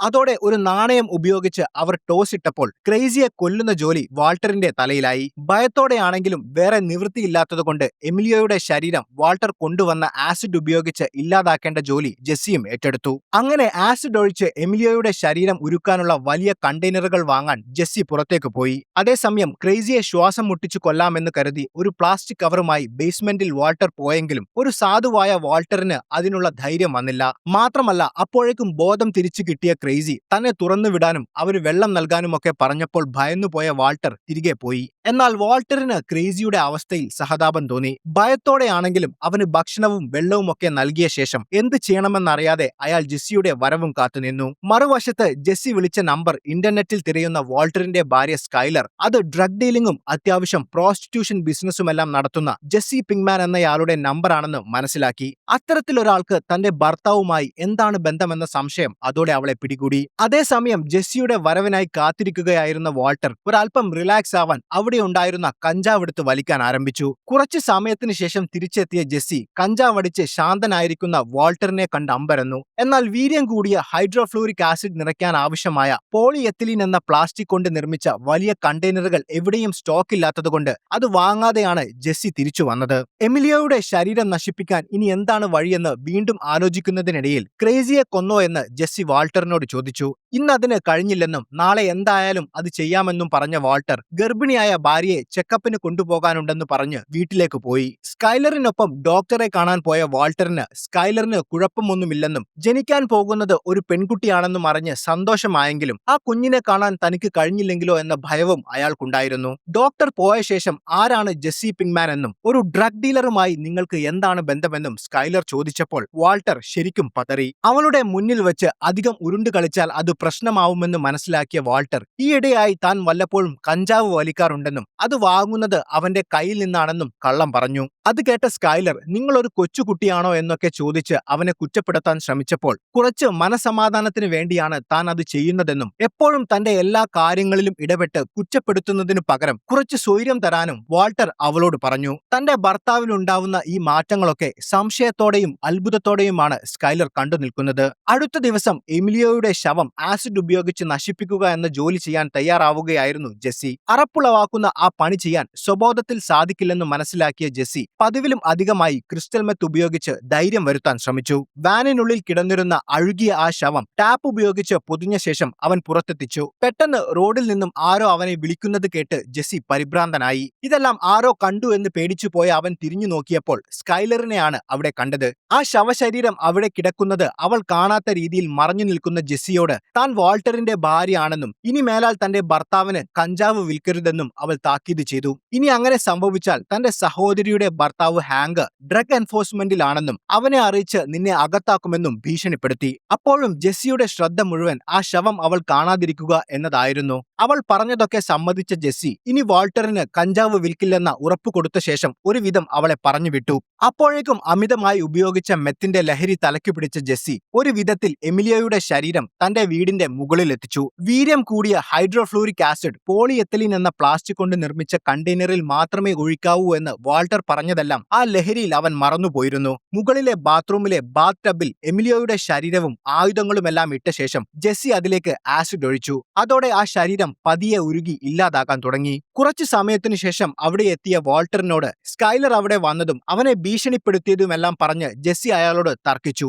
എന്തിനാണ് ഞാൻ നിങ്ങൾക്ക് കഞ്ചാവ് വിൽക്കുന്നുണ്ടെന്ന് പറഞ്ഞതെന്നും അവൻ വാൾട്ടറിനോട് ചോദിച്ചു. കഴിഞ്ഞ ദിവസം ജെസ്സി വീട്ടിൽ വിളിച്ചതിന്റെ പേരിലാണ് ഇതൊക്കെ സംഭവിച്ചതെന്ന് പറയുന്ന വാൾട്ടർ, ഞാനും നീയും ക്രിസ്റ്റൽ മെത്ത് ഉണ്ടാക്കുകയാണ് എന്ന് പറയുന്നതിലും നല്ലത് കഞ്ചാവ് വാങ്ങി എന്ന് പറയുന്നതാണെന്നായിരുന്നു വാൾട്ടറിന്റെ മറുപടി. ആ ശവശരീരം നശിപ്പിച്ചോ എന്ന് അവനോട് അന്വേഷിക്കുന്ന വാൾട്ടറിനോട്, ഒരു മനുഷ്യനെ കിടത്താൻ മാത്രം വലിപ്പമുള്ള ബാത്ത് ടബ് ഈ വീട്ടിലുള്ളപ്പോൾ നാട് മുഴുവൻ വലിയ പ്ലാസ്റ്റിക് കണ്ടെയ്നർ വാങ്ങാൻ എന്തിനാണ് നിങ്ങൾ എന്നെ ഓടിച്ചതെന്ന് പുച്ഛത്തോടെ ചോദിക്കുന്ന ജെസ്സി അവനെ താൻ ബാത്ത് ടബിലിട്ട് ആസിഡ് ഒഴിച്ച് ഇല്ലാതാക്കിയെന്ന് പറഞ്ഞു. ജെസ്സി ചെയ്ത മണ്ടത്തരം കേട്ട് ഞെട്ടി നിന്ന വാൾട്ടർ ബാത്ത് ടബിന്റെ നേരെ താഴെയുള്ള ഹാളിൽ ചെന്ന് നോക്കിയപ്പോഴേക്കും ബാത്ത് ടബും വീടിന്റെ സീലിംഗും തുറന്ന് രക്തവും മാംസവും കലർന്ന ആസിഡ് താഴേക്ക് വീണു തുടങ്ങിയിരുന്നു. അവർ നോക്കി നിൽക്കെ വീടിന്റെ സീലിംഗ് പൊളിച്ചുകൊണ്ട് ആ ബാത്ത് ടബും അതിലുണ്ടായിരുന്ന ഉരുകിയ മാംസവും ചോരയും താഴേക്ക് വീണു. ജെസ്സിയുടെ അമിതമായ മെത്ത് ഉപയോഗവും വിവരമില്ലായ്മയും കാരണം സംഭവിച്ച ആ ദുരന്തം എത്രയും പെട്ടെന്ന് വൃത്തിയാക്കാൻ തീരുമാനിച്ച വാൾട്ടറും ജെസ്സിയും തകർന്നു വീണ ബാത്ത് ടബിലുണ്ടായിരുന്ന ഉരുകിയ മാംസവും എല്ലിൻ കഷ്ണങ്ങളും അവിടെ നിന്ന് തുടച്ചു മാറ്റാൻ തുടങ്ങി. അറപ്പുളവാക്കുന്ന ആ ജോലി ചെയ്യാൻ അവർ രണ്ടുപേരും നന്നേ കഷ്ടപ്പെട്ടു. ഉരുകി ചെറിയ കഷ്ണങ്ങളായി മാറിയ ആ മനുഷ്യ ശരീരം വാൾട്ടറിനെ പഴയ ചില ഓർമ്മകളിലേക്ക് കൊണ്ടുപോയി. വർഷങ്ങൾക്ക് മുൻപ് യൂണിവേഴ്സിറ്റിയിലെ പഠനകാലത്ത് വാൾട്ടറിന്റെ കാമുകിയായിരുന്നു ഗ്രച്ചൻ. കെമിസ്ട്രിയെ ഒരു പഠന വിഷയത്തിനപ്പുറത്തേക്ക് സ്നേഹിച്ചിരുന്ന അവർ രണ്ടുപേരും ക്ലാസുകൾ കഴിഞ്ഞ ശേഷവും പഠന കാര്യങ്ങൾ ചർച്ച ചെയ്യാറുണ്ടായിരുന്നു. ഒരിക്കൽ അത്തരത്തിലൊരു ചർച്ചയിൽ മനുഷ്യ ശരീരത്തിന്റെ പ്രത്യേകതകളെക്കുറിച്ചും ആത്മാവിനെക്കുറിച്ചുമൊക്കെ ചർച്ച ചെയ്തത് വാൾട്ടറിന് ഓർമ്മ വന്നു. ഒരു മനുഷ്യജീവന്റെ വിലയെക്കുറിച്ച് ഇത്രയും പഠിച്ച താൻ ഈ കൊലപാതകമൊക്കെ ചെയ്തല്ലോ എന്ന ചിന്തയായിരുന്നു അയാളുടെ മനസ്സിൽ. ഒടുവിൽ ഉരുകിയ ശരീരഭാഗങ്ങളെല്ലാം ബാത്റൂമിലിട്ട് ഫ്ലഷ് ചെയ്ത ശേഷം വാൾട്ടറും ജെസ്സിയും തങ്ങളുടെ ശരീരവും വീടും പൂർണ്ണമായി വൃത്തിയാക്കി അല്പം വിശ്രമിക്കാൻ തീരുമാനിച്ചു. ജെസ്സി പതിവ് പോലെ മെത്തടിക്കാനാണ് പോയത്. അതേസമയം വാൾട്ടർ നേരെ പോയത് ബേസ്മെന്റിൽ അവരുടെ പിടിയിൽ കഴിയുന്ന ക്രേസിയുടെ അടുത്തേക്കാണ്. അവർ നേരത്തെ തീരുമാനിച്ചത് പ്രകാരം വാൾട്ടർ ആണ് അവനെ കൊല്ലേണ്ടത്. പക്ഷെ ഒരാളെ കൊല്ലാനുള്ള അയാളുടെ ധൈര്യക്കുറവ് കാരണം അത് നീണ്ടു പോവുകയാണ്. ക്രേസിയുടെ ഭക്ഷണത്തിന്റെയും മറ്റും വേസ്റ്റ് എല്ലാം ക്ലീൻ ചെയ്യുന്ന വാൾട്ടറിനോട് അവിടെ ഒരു പട്ടിയെപ്പോലെ കെട്ടിയിട്ട് നരകിപ്പിക്കാതെ ഒന്നെങ്കിൽ തന്നെ കൊല്ലാനും അല്ലെങ്കിൽ തുറന്നു വിടാനും ക്രേസി ആവശ്യപ്പെട്ടു. ഇതൊന്നും നിങ്ങളെപ്പോലെ ഒരാൾക്ക് പറ്റിയ പണിയല്ലെന്ന് പറയുന്ന ക്രേസി വാൾട്ടറിനോട് അയാളുടെ കുടുംബത്തെപ്പറ്റിയും ജോലിയെപ്പറ്റിയും ഒക്കെ ചോദിച്ചു. തന്റെ ജോലിയെപ്പറ്റിയും കുടുംബത്തെപ്പറ്റിയും ക്രേസിക്ക് എങ്ങനെ അറിയാമെന്ന് അമ്പരന്ന വാൾട്ടറിനോട് മെത്ത് വിൽക്കാൻ വന്ന ജെസ്സിയിൽ നിന്നാണ് ഇതെല്ലാം അറിഞ്ഞതെന്നും മുഴുവൻ സമയവും മെത്തടിച്ച് നടക്കുന്ന ജെസ്സി നിന്നെ കൂടുതൽ കുഴപ്പത്തിലേക്കാണ് കൊണ്ടുപോകുന്നതെന്നും അവൻ പറഞ്ഞു. തന്റെ വ്യക്തി ജീവിതവും കുടുംബത്തെയും ജെസ്സി ഇതിലേക്ക് കൊണ്ടുവന്നത് വാൾട്ടറിനെ സംബന്ധിച്ച് അപകടം പിടിച്ച ഒന്നായിരുന്നു. ബാത്റൂമിലിരുന്ന് മെത്ത് വലിച്ചുകൊണ്ടിരുന്ന ജെസ്സിയെ വാതിൽ പൊളിച്ചകത്തു കടന്ന വാൾട്ടർ കണക്കിന് ശകാരിച്ചു. എന്നാൽ രക്ഷപ്പെടാൻ വേറെ വഴിയില്ലാത്തതുകൊണ്ടാണ് അതൊക്കെ പറഞ്ഞതെന്നും അവനെ കൊല്ലേണ്ട ചുമതല നിങ്ങൾക്കാണെന്നും പറഞ്ഞ് ജെസ്സി വാൾട്ടറിനോട് തിരിച്ചും തട്ടിക്കയറി. നമ്മൾ ഇതുണ്ടാക്കുന്നത് വിറ്റ് പണമാക്കാനാണെന്നും ജെസ്സിയുടെ അമിതമായ മെത്ത് ഉപയോഗം എല്ലാം നശിപ്പിക്കുമെന്നും പറയുന്ന വാൾട്ടർ അത് പിടിച്ചു വാങ്ങാൻ ശ്രമിച്ചെങ്കിലും ജനൽ വഴി അത് പുറത്തേക്കിട്ട ജെസ്സി അതുമായി രക്ഷപ്പെടാൻ ശ്രമിച്ചു. അവനെ പിന്തുടർന്ന് പിടികൂടിയ വാൾട്ടറിനോട് ശവശരീരം നശിപ്പിക്കേണ്ട ജോലി താൻ ചെയ്തെന്നും ഇനി ക്രേസിയെ കൊല്ലേണ്ടത് നിങ്ങളുടെ ജോലിയാണെന്നും പറഞ്ഞ് അവൻ പുറത്തേക്ക് പോയി. ഇതേ സമയം വാൾട്ടറിന്റെ പെരുമാറ്റത്തിൽ വന്നിട്ടുള്ള മാറ്റങ്ങൾക്ക് കാരണം നേരത്തെ വാൾട്ടർ പറഞ്ഞ കഞ്ചാവിന്റെ അമിതമായ ഉപയോഗം മൂലമാണോ എന്ന് സ്കൈലറിന് ഒരു സംശയമുണ്ടായിരുന്നു. ഒരു ദിവസം തന്റെ വീട്ടിൽ വന്ന സഹോദരി മേരിയോട് ഇതിനെക്കുറിച്ച് സംസാരിക്കാൻ അവൾ തീരുമാനിച്ചു. തന്റെ വീട്ടിലെ പ്രശ്നങ്ങൾ അവളെ അറിയിക്കാതെ കാര്യങ്ങൾ മറ്റൊരു രീതിയിൽ അറിയാനാണ് സ്കൈലർ ശ്രമിച്ചത്. ഒരാൾ സ്ഥിരമായി കഞ്ചാവോ മറ്റോ ഉപയോഗിക്കുന്നുണ്ടെങ്കിൽ അത് നമുക്ക് എങ്ങനെ തിരിച്ചറിയാൻ കഴിയുമെന്നും അതിന്റെ ഉപയോഗം എന്തെല്ലാം മാറ്റങ്ങൾ ആ വ്യക്തിയിൽ ഉണ്ടാക്കുമെന്നും ചോദിക്കുന്ന സ്കൈലർ താൻ എഴുതാൻ പോകുന്ന പുതിയ കഥയിലെ ഒരു കഥാപാത്രത്തിന് വേണ്ടിയാണ് ഇത് ചോദിക്കുന്നതെന്ന് മേരിയോട് കള്ളം പറഞ്ഞു. ഇത് കേട്ട മേരിക്ക് ചെറിയൊരു സംശയം തോന്നിയെങ്കിലും അവരുടെ കണ്ണുകൾ എപ്പോഴും ചുവന്നിരിക്കും, വല്ലാത്ത ക്ഷീണമായിരിക്കും, കൂടാതെ എപ്പോഴും ഒരു തരം പേടിയും സംശയവും അവർക്കുണ്ടാകുമെന്നുമൊക്കെ മേരി വിശദീകരിച്ചു. പക്ഷേ സ്കൈലർ വീണ്ടും ഇതേപ്പറ്റി സംസാരിക്കാൻ തുടങ്ങിയതോടെ ഇത് കഥ എഴുതാനല്ല എന്ന് മേരിക്ക് ഉറപ്പായി. ഒരു പാവത്താനായ വാൾട്ടർ ഇങ്ങനെയൊക്കെ ചെയ്യുമെന്ന് സ്വപ്നത്തിൽ പോലും ചിന്തിക്കാത്ത മേരി കരുതിയത് സ്കൈലർ അവരുടെ മകനായ വാൾട്ടർ ജൂനിയറിനെ കുറിച്ചാണ് ചോദിക്കുന്നതെന്നാണ്. കൗമാരക്കാരനായ അവൻ കൂട്ടുകെട്ടുകളിൽപ്പെട്ട് കഞ്ചാവ് വലിക്കാൻ തുടങ്ങിയെന്ന് തെറ്റിദ്ധരിച്ച മേരി സ്കൈലറിനോട് അത് തുറന്നു ചോദിച്ചെങ്കിലും കഥ എഴുതാൻ മാത്രമാണ് ഇത് ചോദിച്ചതെന്ന് പറഞ്ഞ് സ്കൈലർ ആ സംസാരം പെട്ടെന്ന് അവസാനിപ്പിച്ചു. അവിടെ നിന്നും പോയ മേരി ഷൂ വാങ്ങാനായി ഒരു കടയിൽ കയറി. അവിടെ വെച്ച് ഭർത്താവായ ഹാങ്കിനെ വിളിച്ച് വാൾട്ടർ ജൂനിയർ കഞ്ചാവ് വലിച്ചു തുടങ്ങിയെന്നും സ്കൈലർ ഇക്കാര്യം ഓർത്ത് വലിയ വിഷമത്തിലാണെന്നും പറയുന്ന അവൾ നിങ്ങളെ അവന് വലിയ ബഹുമാനമാണെന്നും അതുകൊണ്ട് അവനെ വിളിച്ചൊന്ന് ഉപദേശിക്കണമെന്നും പറഞ്ഞു. ക്ലെപ്റ്റോമാനിയ എന്ന മാനസിക പ്രശ്നമുള്ള മേരിക്ക് ഒരു സ്വഭാവമുണ്ട്. എവിടെയെങ്കിലും തനിക്ക് ഇഷ്ടപ്പെട്ട എന്തെങ്കിലും കണ്ടാൽ കയ്യിൽ പണമുണ്ടെങ്കിലും അവൾക്കത് മോഷ്ടിക്കണം. ചെരുപ്പ് കടയിൽ നിന്നും തനിക്ക് ഇഷ്ടപ്പെട്ട ഒരു ഷൂ മോഷ്ടിക്കുന്ന അവൾ പകരം തന്റെ പഴയ ഷൂ അവിടെ വെച്ച് ഒന്നും അറിയാത്ത പോലെ ഇറങ്ങിപ്പോയി. അങ്ങനെ മേരിയുടെ നിർദ്ദേശപ്രകാരം വാൾട്ടർ ജൂനിയറിനെ കാണുന്ന ഹാങ്ക് നഗരത്തിൽ മയക്കുമരുന്ന് ഉപയോഗിക്കുന്ന ആളുകൾ താമസിക്കുന്ന ഒരു മോശം പ്രദേശത്തേക്ക് അവനെ കൊണ്ടുപോയി. അവിടെ വെച്ച് വെൻഡി എന്ന മയക്കുമരുന്നിന് അടിമയായ ഒരു സ്ത്രീയെ ഹാങ്ക് ജൂനിയറിന് കാണിച്ചു കൊടുത്തു. മയക്കുമരുന്ന് ഉപയോഗിച്ചാൽ ഇവരുടെ അവസ്ഥയാകും ഉണ്ടാവുക എന്നൊക്കെ ഹാങ്ക് പറയുമ്പോഴും താൻ എന്തിനാണ് ഇവിടെ വന്നതെന്ന് മനസ്സിലാക്കാതെ വാൾട്ടർ ജൂനിയർ കാറിലിരുന്ന് ഇതെല്ലാം കേട്ടു. അപ്പോഴേക്കും ജെസ്സിയുടെ വീട്ടിൽ ക്രേസിയെ എങ്ങനെ കൊല്ലണമെന്ന ആശയക്കുഴപ്പത്തിലായിരുന്നു വാൾട്ടർ. ജീവിതത്തിൽ ചെറിയ തെറ്റുകൾ പോലും ചെയ്യാൻ മടിച്ചിരുന്ന വാൾട്ടറിന് ഒരാളെ കൊല്ലുക എന്നത് ചിന്തിക്കാൻ പോലും കഴിയുമായിരുന്നില്ല. അവനെ കൊന്നാലും കൊന്നില്ലെങ്കിലും ഉണ്ടാകുന്ന ഗുണങ്ങളും ദോഷങ്ങളും ഒരു പേപ്പറിൽ എഴുതി ഒത്തുനോക്കുന്ന വാൾട്ടർ അവനെ കൊല്ലണോ അതോ വെറുതെ വിടണോ എന്ന തീരുമാനത്തിലെത്താൻ ഒരു ശ്രമം നടത്തി. ഇതിനിടയിൽ ഭാര്യയെ വിളിച്ച് കാർ വാഷിംഗ് സെന്ററിൽ അധികം ജോലിയുള്ളതുകൊണ്ട് ഇന്ന് താൻ വരില്ലെന്ന് വാൾട്ടർ പറഞ്ഞ കള്ളം ഭാര്യ സ്കൈലർ കൈയോടെ പിടികൂടി. നേരത്തെ തന്നെ വാൾട്ടറിന്റെ പെരുമാറ്റത്തിൽ സംശയം തോന്നി തുടങ്ങിയ സ്കൈലർ കാർ വാഷിംഗ് സെന്ററിൽ വിളിച്ച് അന്വേഷിച്ചപ്പോൾ 2 ആഴ്ച മുൻപേ വാൾട്ടർ ആ ജോലി രാജിവെച്ച വിവരം അവൾ അറിഞ്ഞിരുന്നു. ഈ കാര്യം വാൾട്ടറിനോട് പറയുന്ന സ്കൈലർ കൂടുതൽ സംസാരിക്കാതെ ഫോൺ കട്ട് ചെയ്തു. തന്റെ കള്ളങ്ങൾ ഓരോന്നായി പൊളിയുകയാണെന്ന് മനസ്സിലാക്കിയ വാൾട്ടർ അവളെ വീണ്ടും വിളിക്കാൻ ശ്രമിക്കാതെ താഴെ ഭക്ഷണത്തിനായി ബഹളമുണ്ടാക്കുന്ന ക്രേസിക്ക് ഭക്ഷണം തയ്യാറാക്കാൻ തുടങ്ങി. ഭക്ഷണവുമായി താഴേക്ക് പടിയിറങ്ങിയ വാൾട്ടർ പെട്ടെന്ന് അസുഖം മൂർച്ഛിച്ച് ബോധം നഷ്ടപ്പെട്ട് ക്രേസിയുടെ മുന്നിലേക്ക് വീണു. കുറച്ചു സമയത്തിനു ശേഷം ബോധം തിരിച്ചു കിട്ടിയ വാൾട്ടർ പൊട്ടിക്കിടക്കുന്ന പ്ലേറ്റും മറ്റും വൃത്തിയാക്കി അവന് വേറെ ഭക്ഷണം കൊണ്ടുവരാമെന്ന് പറഞ്ഞു. പൊട്ടിയ പ്ലേറ്റും മറ്റും അടുക്കളയിലെ വേസ്റ്റ് ബിന്നിൽ ഇട്ട ശേഷം വീണ്ടും ഭക്ഷണവുമായി എത്തിയ വാൾട്ടർ അവനുമായി സംസാരിക്കാൻ ആരംഭിച്ചു. ക്രേസിയുടെ യഥാർത്ഥ പേര് ഡോമിംഗോ എന്നാണെന്ന് മനസ്സിലാക്കുന്ന വാൾട്ടർ അവനോട് അവന്റെ കുടുംബത്തെക്കുറിച്ചും മറ്റും ചോദിച്ചറിഞ്ഞു. വാൾട്ടറിനോട് നല്ല രീതിയിൽ പെരുമാറിയാൽ ഒരു പക്ഷേ അയാൾ തന്നെ വെറുതെ വിടുമെന്ന പ്രതീക്ഷ ക്രേസിക്കുണ്ടായിരുന്നു. ബിസിനസ് അഡ്മിനിസ്ട്രേഷൻ പഠിച്ച ക്രേസിയെ ജീവിത സാഹചര്യങ്ങളാണ് ഈ വഴിയിൽ എത്തിച്ചതെന്ന് മനസ്സിലാക്കുന്ന വാൾട്ടറിന് അവനോട് സഹതാപം തോന്നുകയും അവനെ വെറുതെ വിടാൻ വാൾട്ടർ തീരുമാനിക്കുകയും ചെയ്തു. മാത്രമല്ല തന്നെ അഴിച്ചുവിട്ടാൽ ഒരിക്കലും നിങ്ങളുടെയോ കുടുംബത്തിന്റെയോ പിന്നാലെ താൻ വരില്ലെന്നും ക്രേസി വാൾട്ടറിന് ഉറപ്പുകൊടുത്തു. ശേഷം ക്രേസിയെ അഴിച്ചുവിടാനുള്ള താക്കോൽ എടുക്കാൻ മുകളിൽ വന്ന വാൾട്ടർ താൻ കുടിച്ച ബിയറിന്റെ ടിന്ന് വേസ്റ്റ് ബിന്നിൽ ഇട്ടപ്പോൾ ഒരു കാര്യം ശ്രദ്ധിച്ചു. നേരത്തെ താൻ ബോധം കെട്ട് വീണപ്പോൾ പൊട്ടിയ ആ പ്ലേറ്റിന്റെ ചില ഭാഗങ്ങൾ കാണാനില്ല. സംശയം തോന്നിയ വാൾട്ടർ ആ പൊട്ടിയ പാത്രത്തിന്റെ കഷ്ണങ്ങൾ പെറുക്കിയെടുത്ത് ഒത്തുനോക്കിയപ്പോൾ മൂർച്ചയുള്ള വലിയൊരു കഷ്ണം അതിലില്ലായിരുന്നു. അതോടെ ഒരു കാര്യം വാൾട്ടറിന് മനസ്സിലായി. താൻ ബോധം നഷ്ടപ്പെട്ട് കിടക്കുമ്പോൾ ആ കഷ്ണം ക്രേസി കൈക്കലാക്കിയിട്ടുണ്ട്. അവനെ തുറന്നു വിടുമ്പോൾ അതുപയോഗിച്ച് തന്നെ കുത്തിക്കൊല്ലാനാണ് അവന്റെ പ്ലാനെന്ന് മനസ്സിലാക്കിയ വാൾട്ടർ ഒന്നും അറിയാത്ത പോലെ ക്രേസിയുടെ അടുത്തേക്ക് പോയി. താഴെ എത്തിയ വാൾട്ടറിനോട് ഒന്നും സംഭവിക്കാത്തതുപോലെ ക്രേസി നല്ല രീതിയിൽ പെരുമാറി. കഴുത്തിലെ ലോക്ക് അഴിക്കാനായി തിരിഞ്ഞു നിന്ന ക്രേസിയോട് ഞാൻ ഇത് അഴിച്ചാൽ നീ നേരത്തെ എടുത്തുവെച്ച ആ പാത്രത്തിന്റെ കഷ്ണം കൊണ്ട് എന്നെ കൊല്ലുമോ എന്ന് വാൾട്ടർ ചോദിച്ചതും അപകടം മണത്ത ക്രേസി അവനെ കൊല്ലാൻ ശ്രമിച്ചതും ഒരുമിച്ചായിരുന്നു. എന്നാൽ അപ്പോഴേക്കും വാൾട്ടർ ആ ലോക്ക് ഉപയോഗിച്ച് അവന്റെ കഴുത്ത് ഞെരിച്ചു. ലോക്ക് മുറുകുന്നതിനിടയിൽ പലതവണ വാൾട്ടർ അവനോട് വിഷമത്തോടെ ക്ഷമ ചോദിച്ചു. മരണവേദനയിൽ ക്രേസി ആ പാത്രത്തിന്റെ കഷ്ണം കൊണ്ട് വാൾട്ടറിന്റെ കാലിൽ കുത്തി പരിക്കേൽപ്പിച്ചെങ്കിലും വേദന കടിച്ചമർത്തിയ വാൾട്ടർ പിടിവിടാതെ അവനെ കൊലപ്പെടുത്തി. വൈകുന്നേരം ആയപ്പോഴേക്കും പുറത്തുപോയി വീട്ടിൽ തിരിച്ചെത്തിയ ജെസ്സി അവിടെ ആരെയും കണ്ടില്ല. തന്റെ ജോലി തീർത്ത് ക്രേസിയുടെ ശവം അവിടെ നിന്നും മാറ്റി വീടെല്ലാം വൃത്തിയാക്കിയ ശേഷം വാൾട്ടർ അവിടെ നിന്നും പോയിരുന്നു. അതേസമയം വാൾട്ടറും ജെസ്സിയും ആദ്യമായി പാചകം ചെയ്ത നഗരത്തിനു പുറത്തുള്ള ആ പ്രദേശത്ത് നിന്നും നേരത്തെ ക്രേസിയുമായി നടന്ന ഏറ്റുമുട്ടലിന് ശേഷം അവർ രക്ഷപ്പെടുന്നതിനിടയിൽ ഒരു ഗ്യാസ് മാസ്ക് അവിടെ വീണുപോയിരുന്നു. അടുത്തുള്ള ഗ്രാമത്തിലെ കുട്ടികൾ കളിക്കുന്നതിനിടയിൽ ഈ ഗ്യാസ് മാസ്ക് കണ്ടെത്തുകയും അവരുടെ മാതാപിതാക്കൾ ഈ വിവരം പോലീസിനെ അറിയിക്കുകയും ചെയ്തു. അവിടെ എത്തിയ വാൾട്ടറിന്റെ അളിയനായ ഹാങ്കും ഡ്രഗ് എൻഫോഴ്സ്മെന്റ് സംഘവും ക്രേസിയുടെ ഉപേക്ഷിക്കപ്പെട്ട കാറും അവിടെ തീപിടുത്തം ഉണ്ടായതിന്റെ പാടുകളും വിശദമായി പരിശോധിച്ചു. ക്രേസിയുടെ കാറിൽ നിന്നും മെത്ത് കണ്ടെത്തിയ അവർ അവിടെ ഒരു മെത്ത് ലാബ് പ്രവർത്തിച്ചിരുന്നതായി മനസ്സിലാക്കി. ശേഷം തെളിവിനായി ലഭിച്ച ആ മാസ്കുമായി അവർ തിരിച്ചുപോയി. അന്ന് രാത്രി വൈകി വീട്ടിൽ തിരിച്ചെത്തുന്ന വാൾട്ടർ കാണുന്നത് ബെഡ്റൂമിൽ കരഞ്ഞുകൊണ്ടിരിക്കുന്ന ഭാര്യയെയാണ്. ഇനിയും നുണകൾ പറഞ്ഞു പിടിച്ചു നിൽക്കാൻ സാധിക്കില്ലെന്ന് മനസ്സിലാക്കിയ വാൾട്ടർ തനിക്ക് ക്യാൻസർ ആണെന്ന ആ സത്യം തന്റെ ഭാര്യയോട് വെളിപ്പെടുത്താൻ തന്നെ തീരുമാനിച്ചു.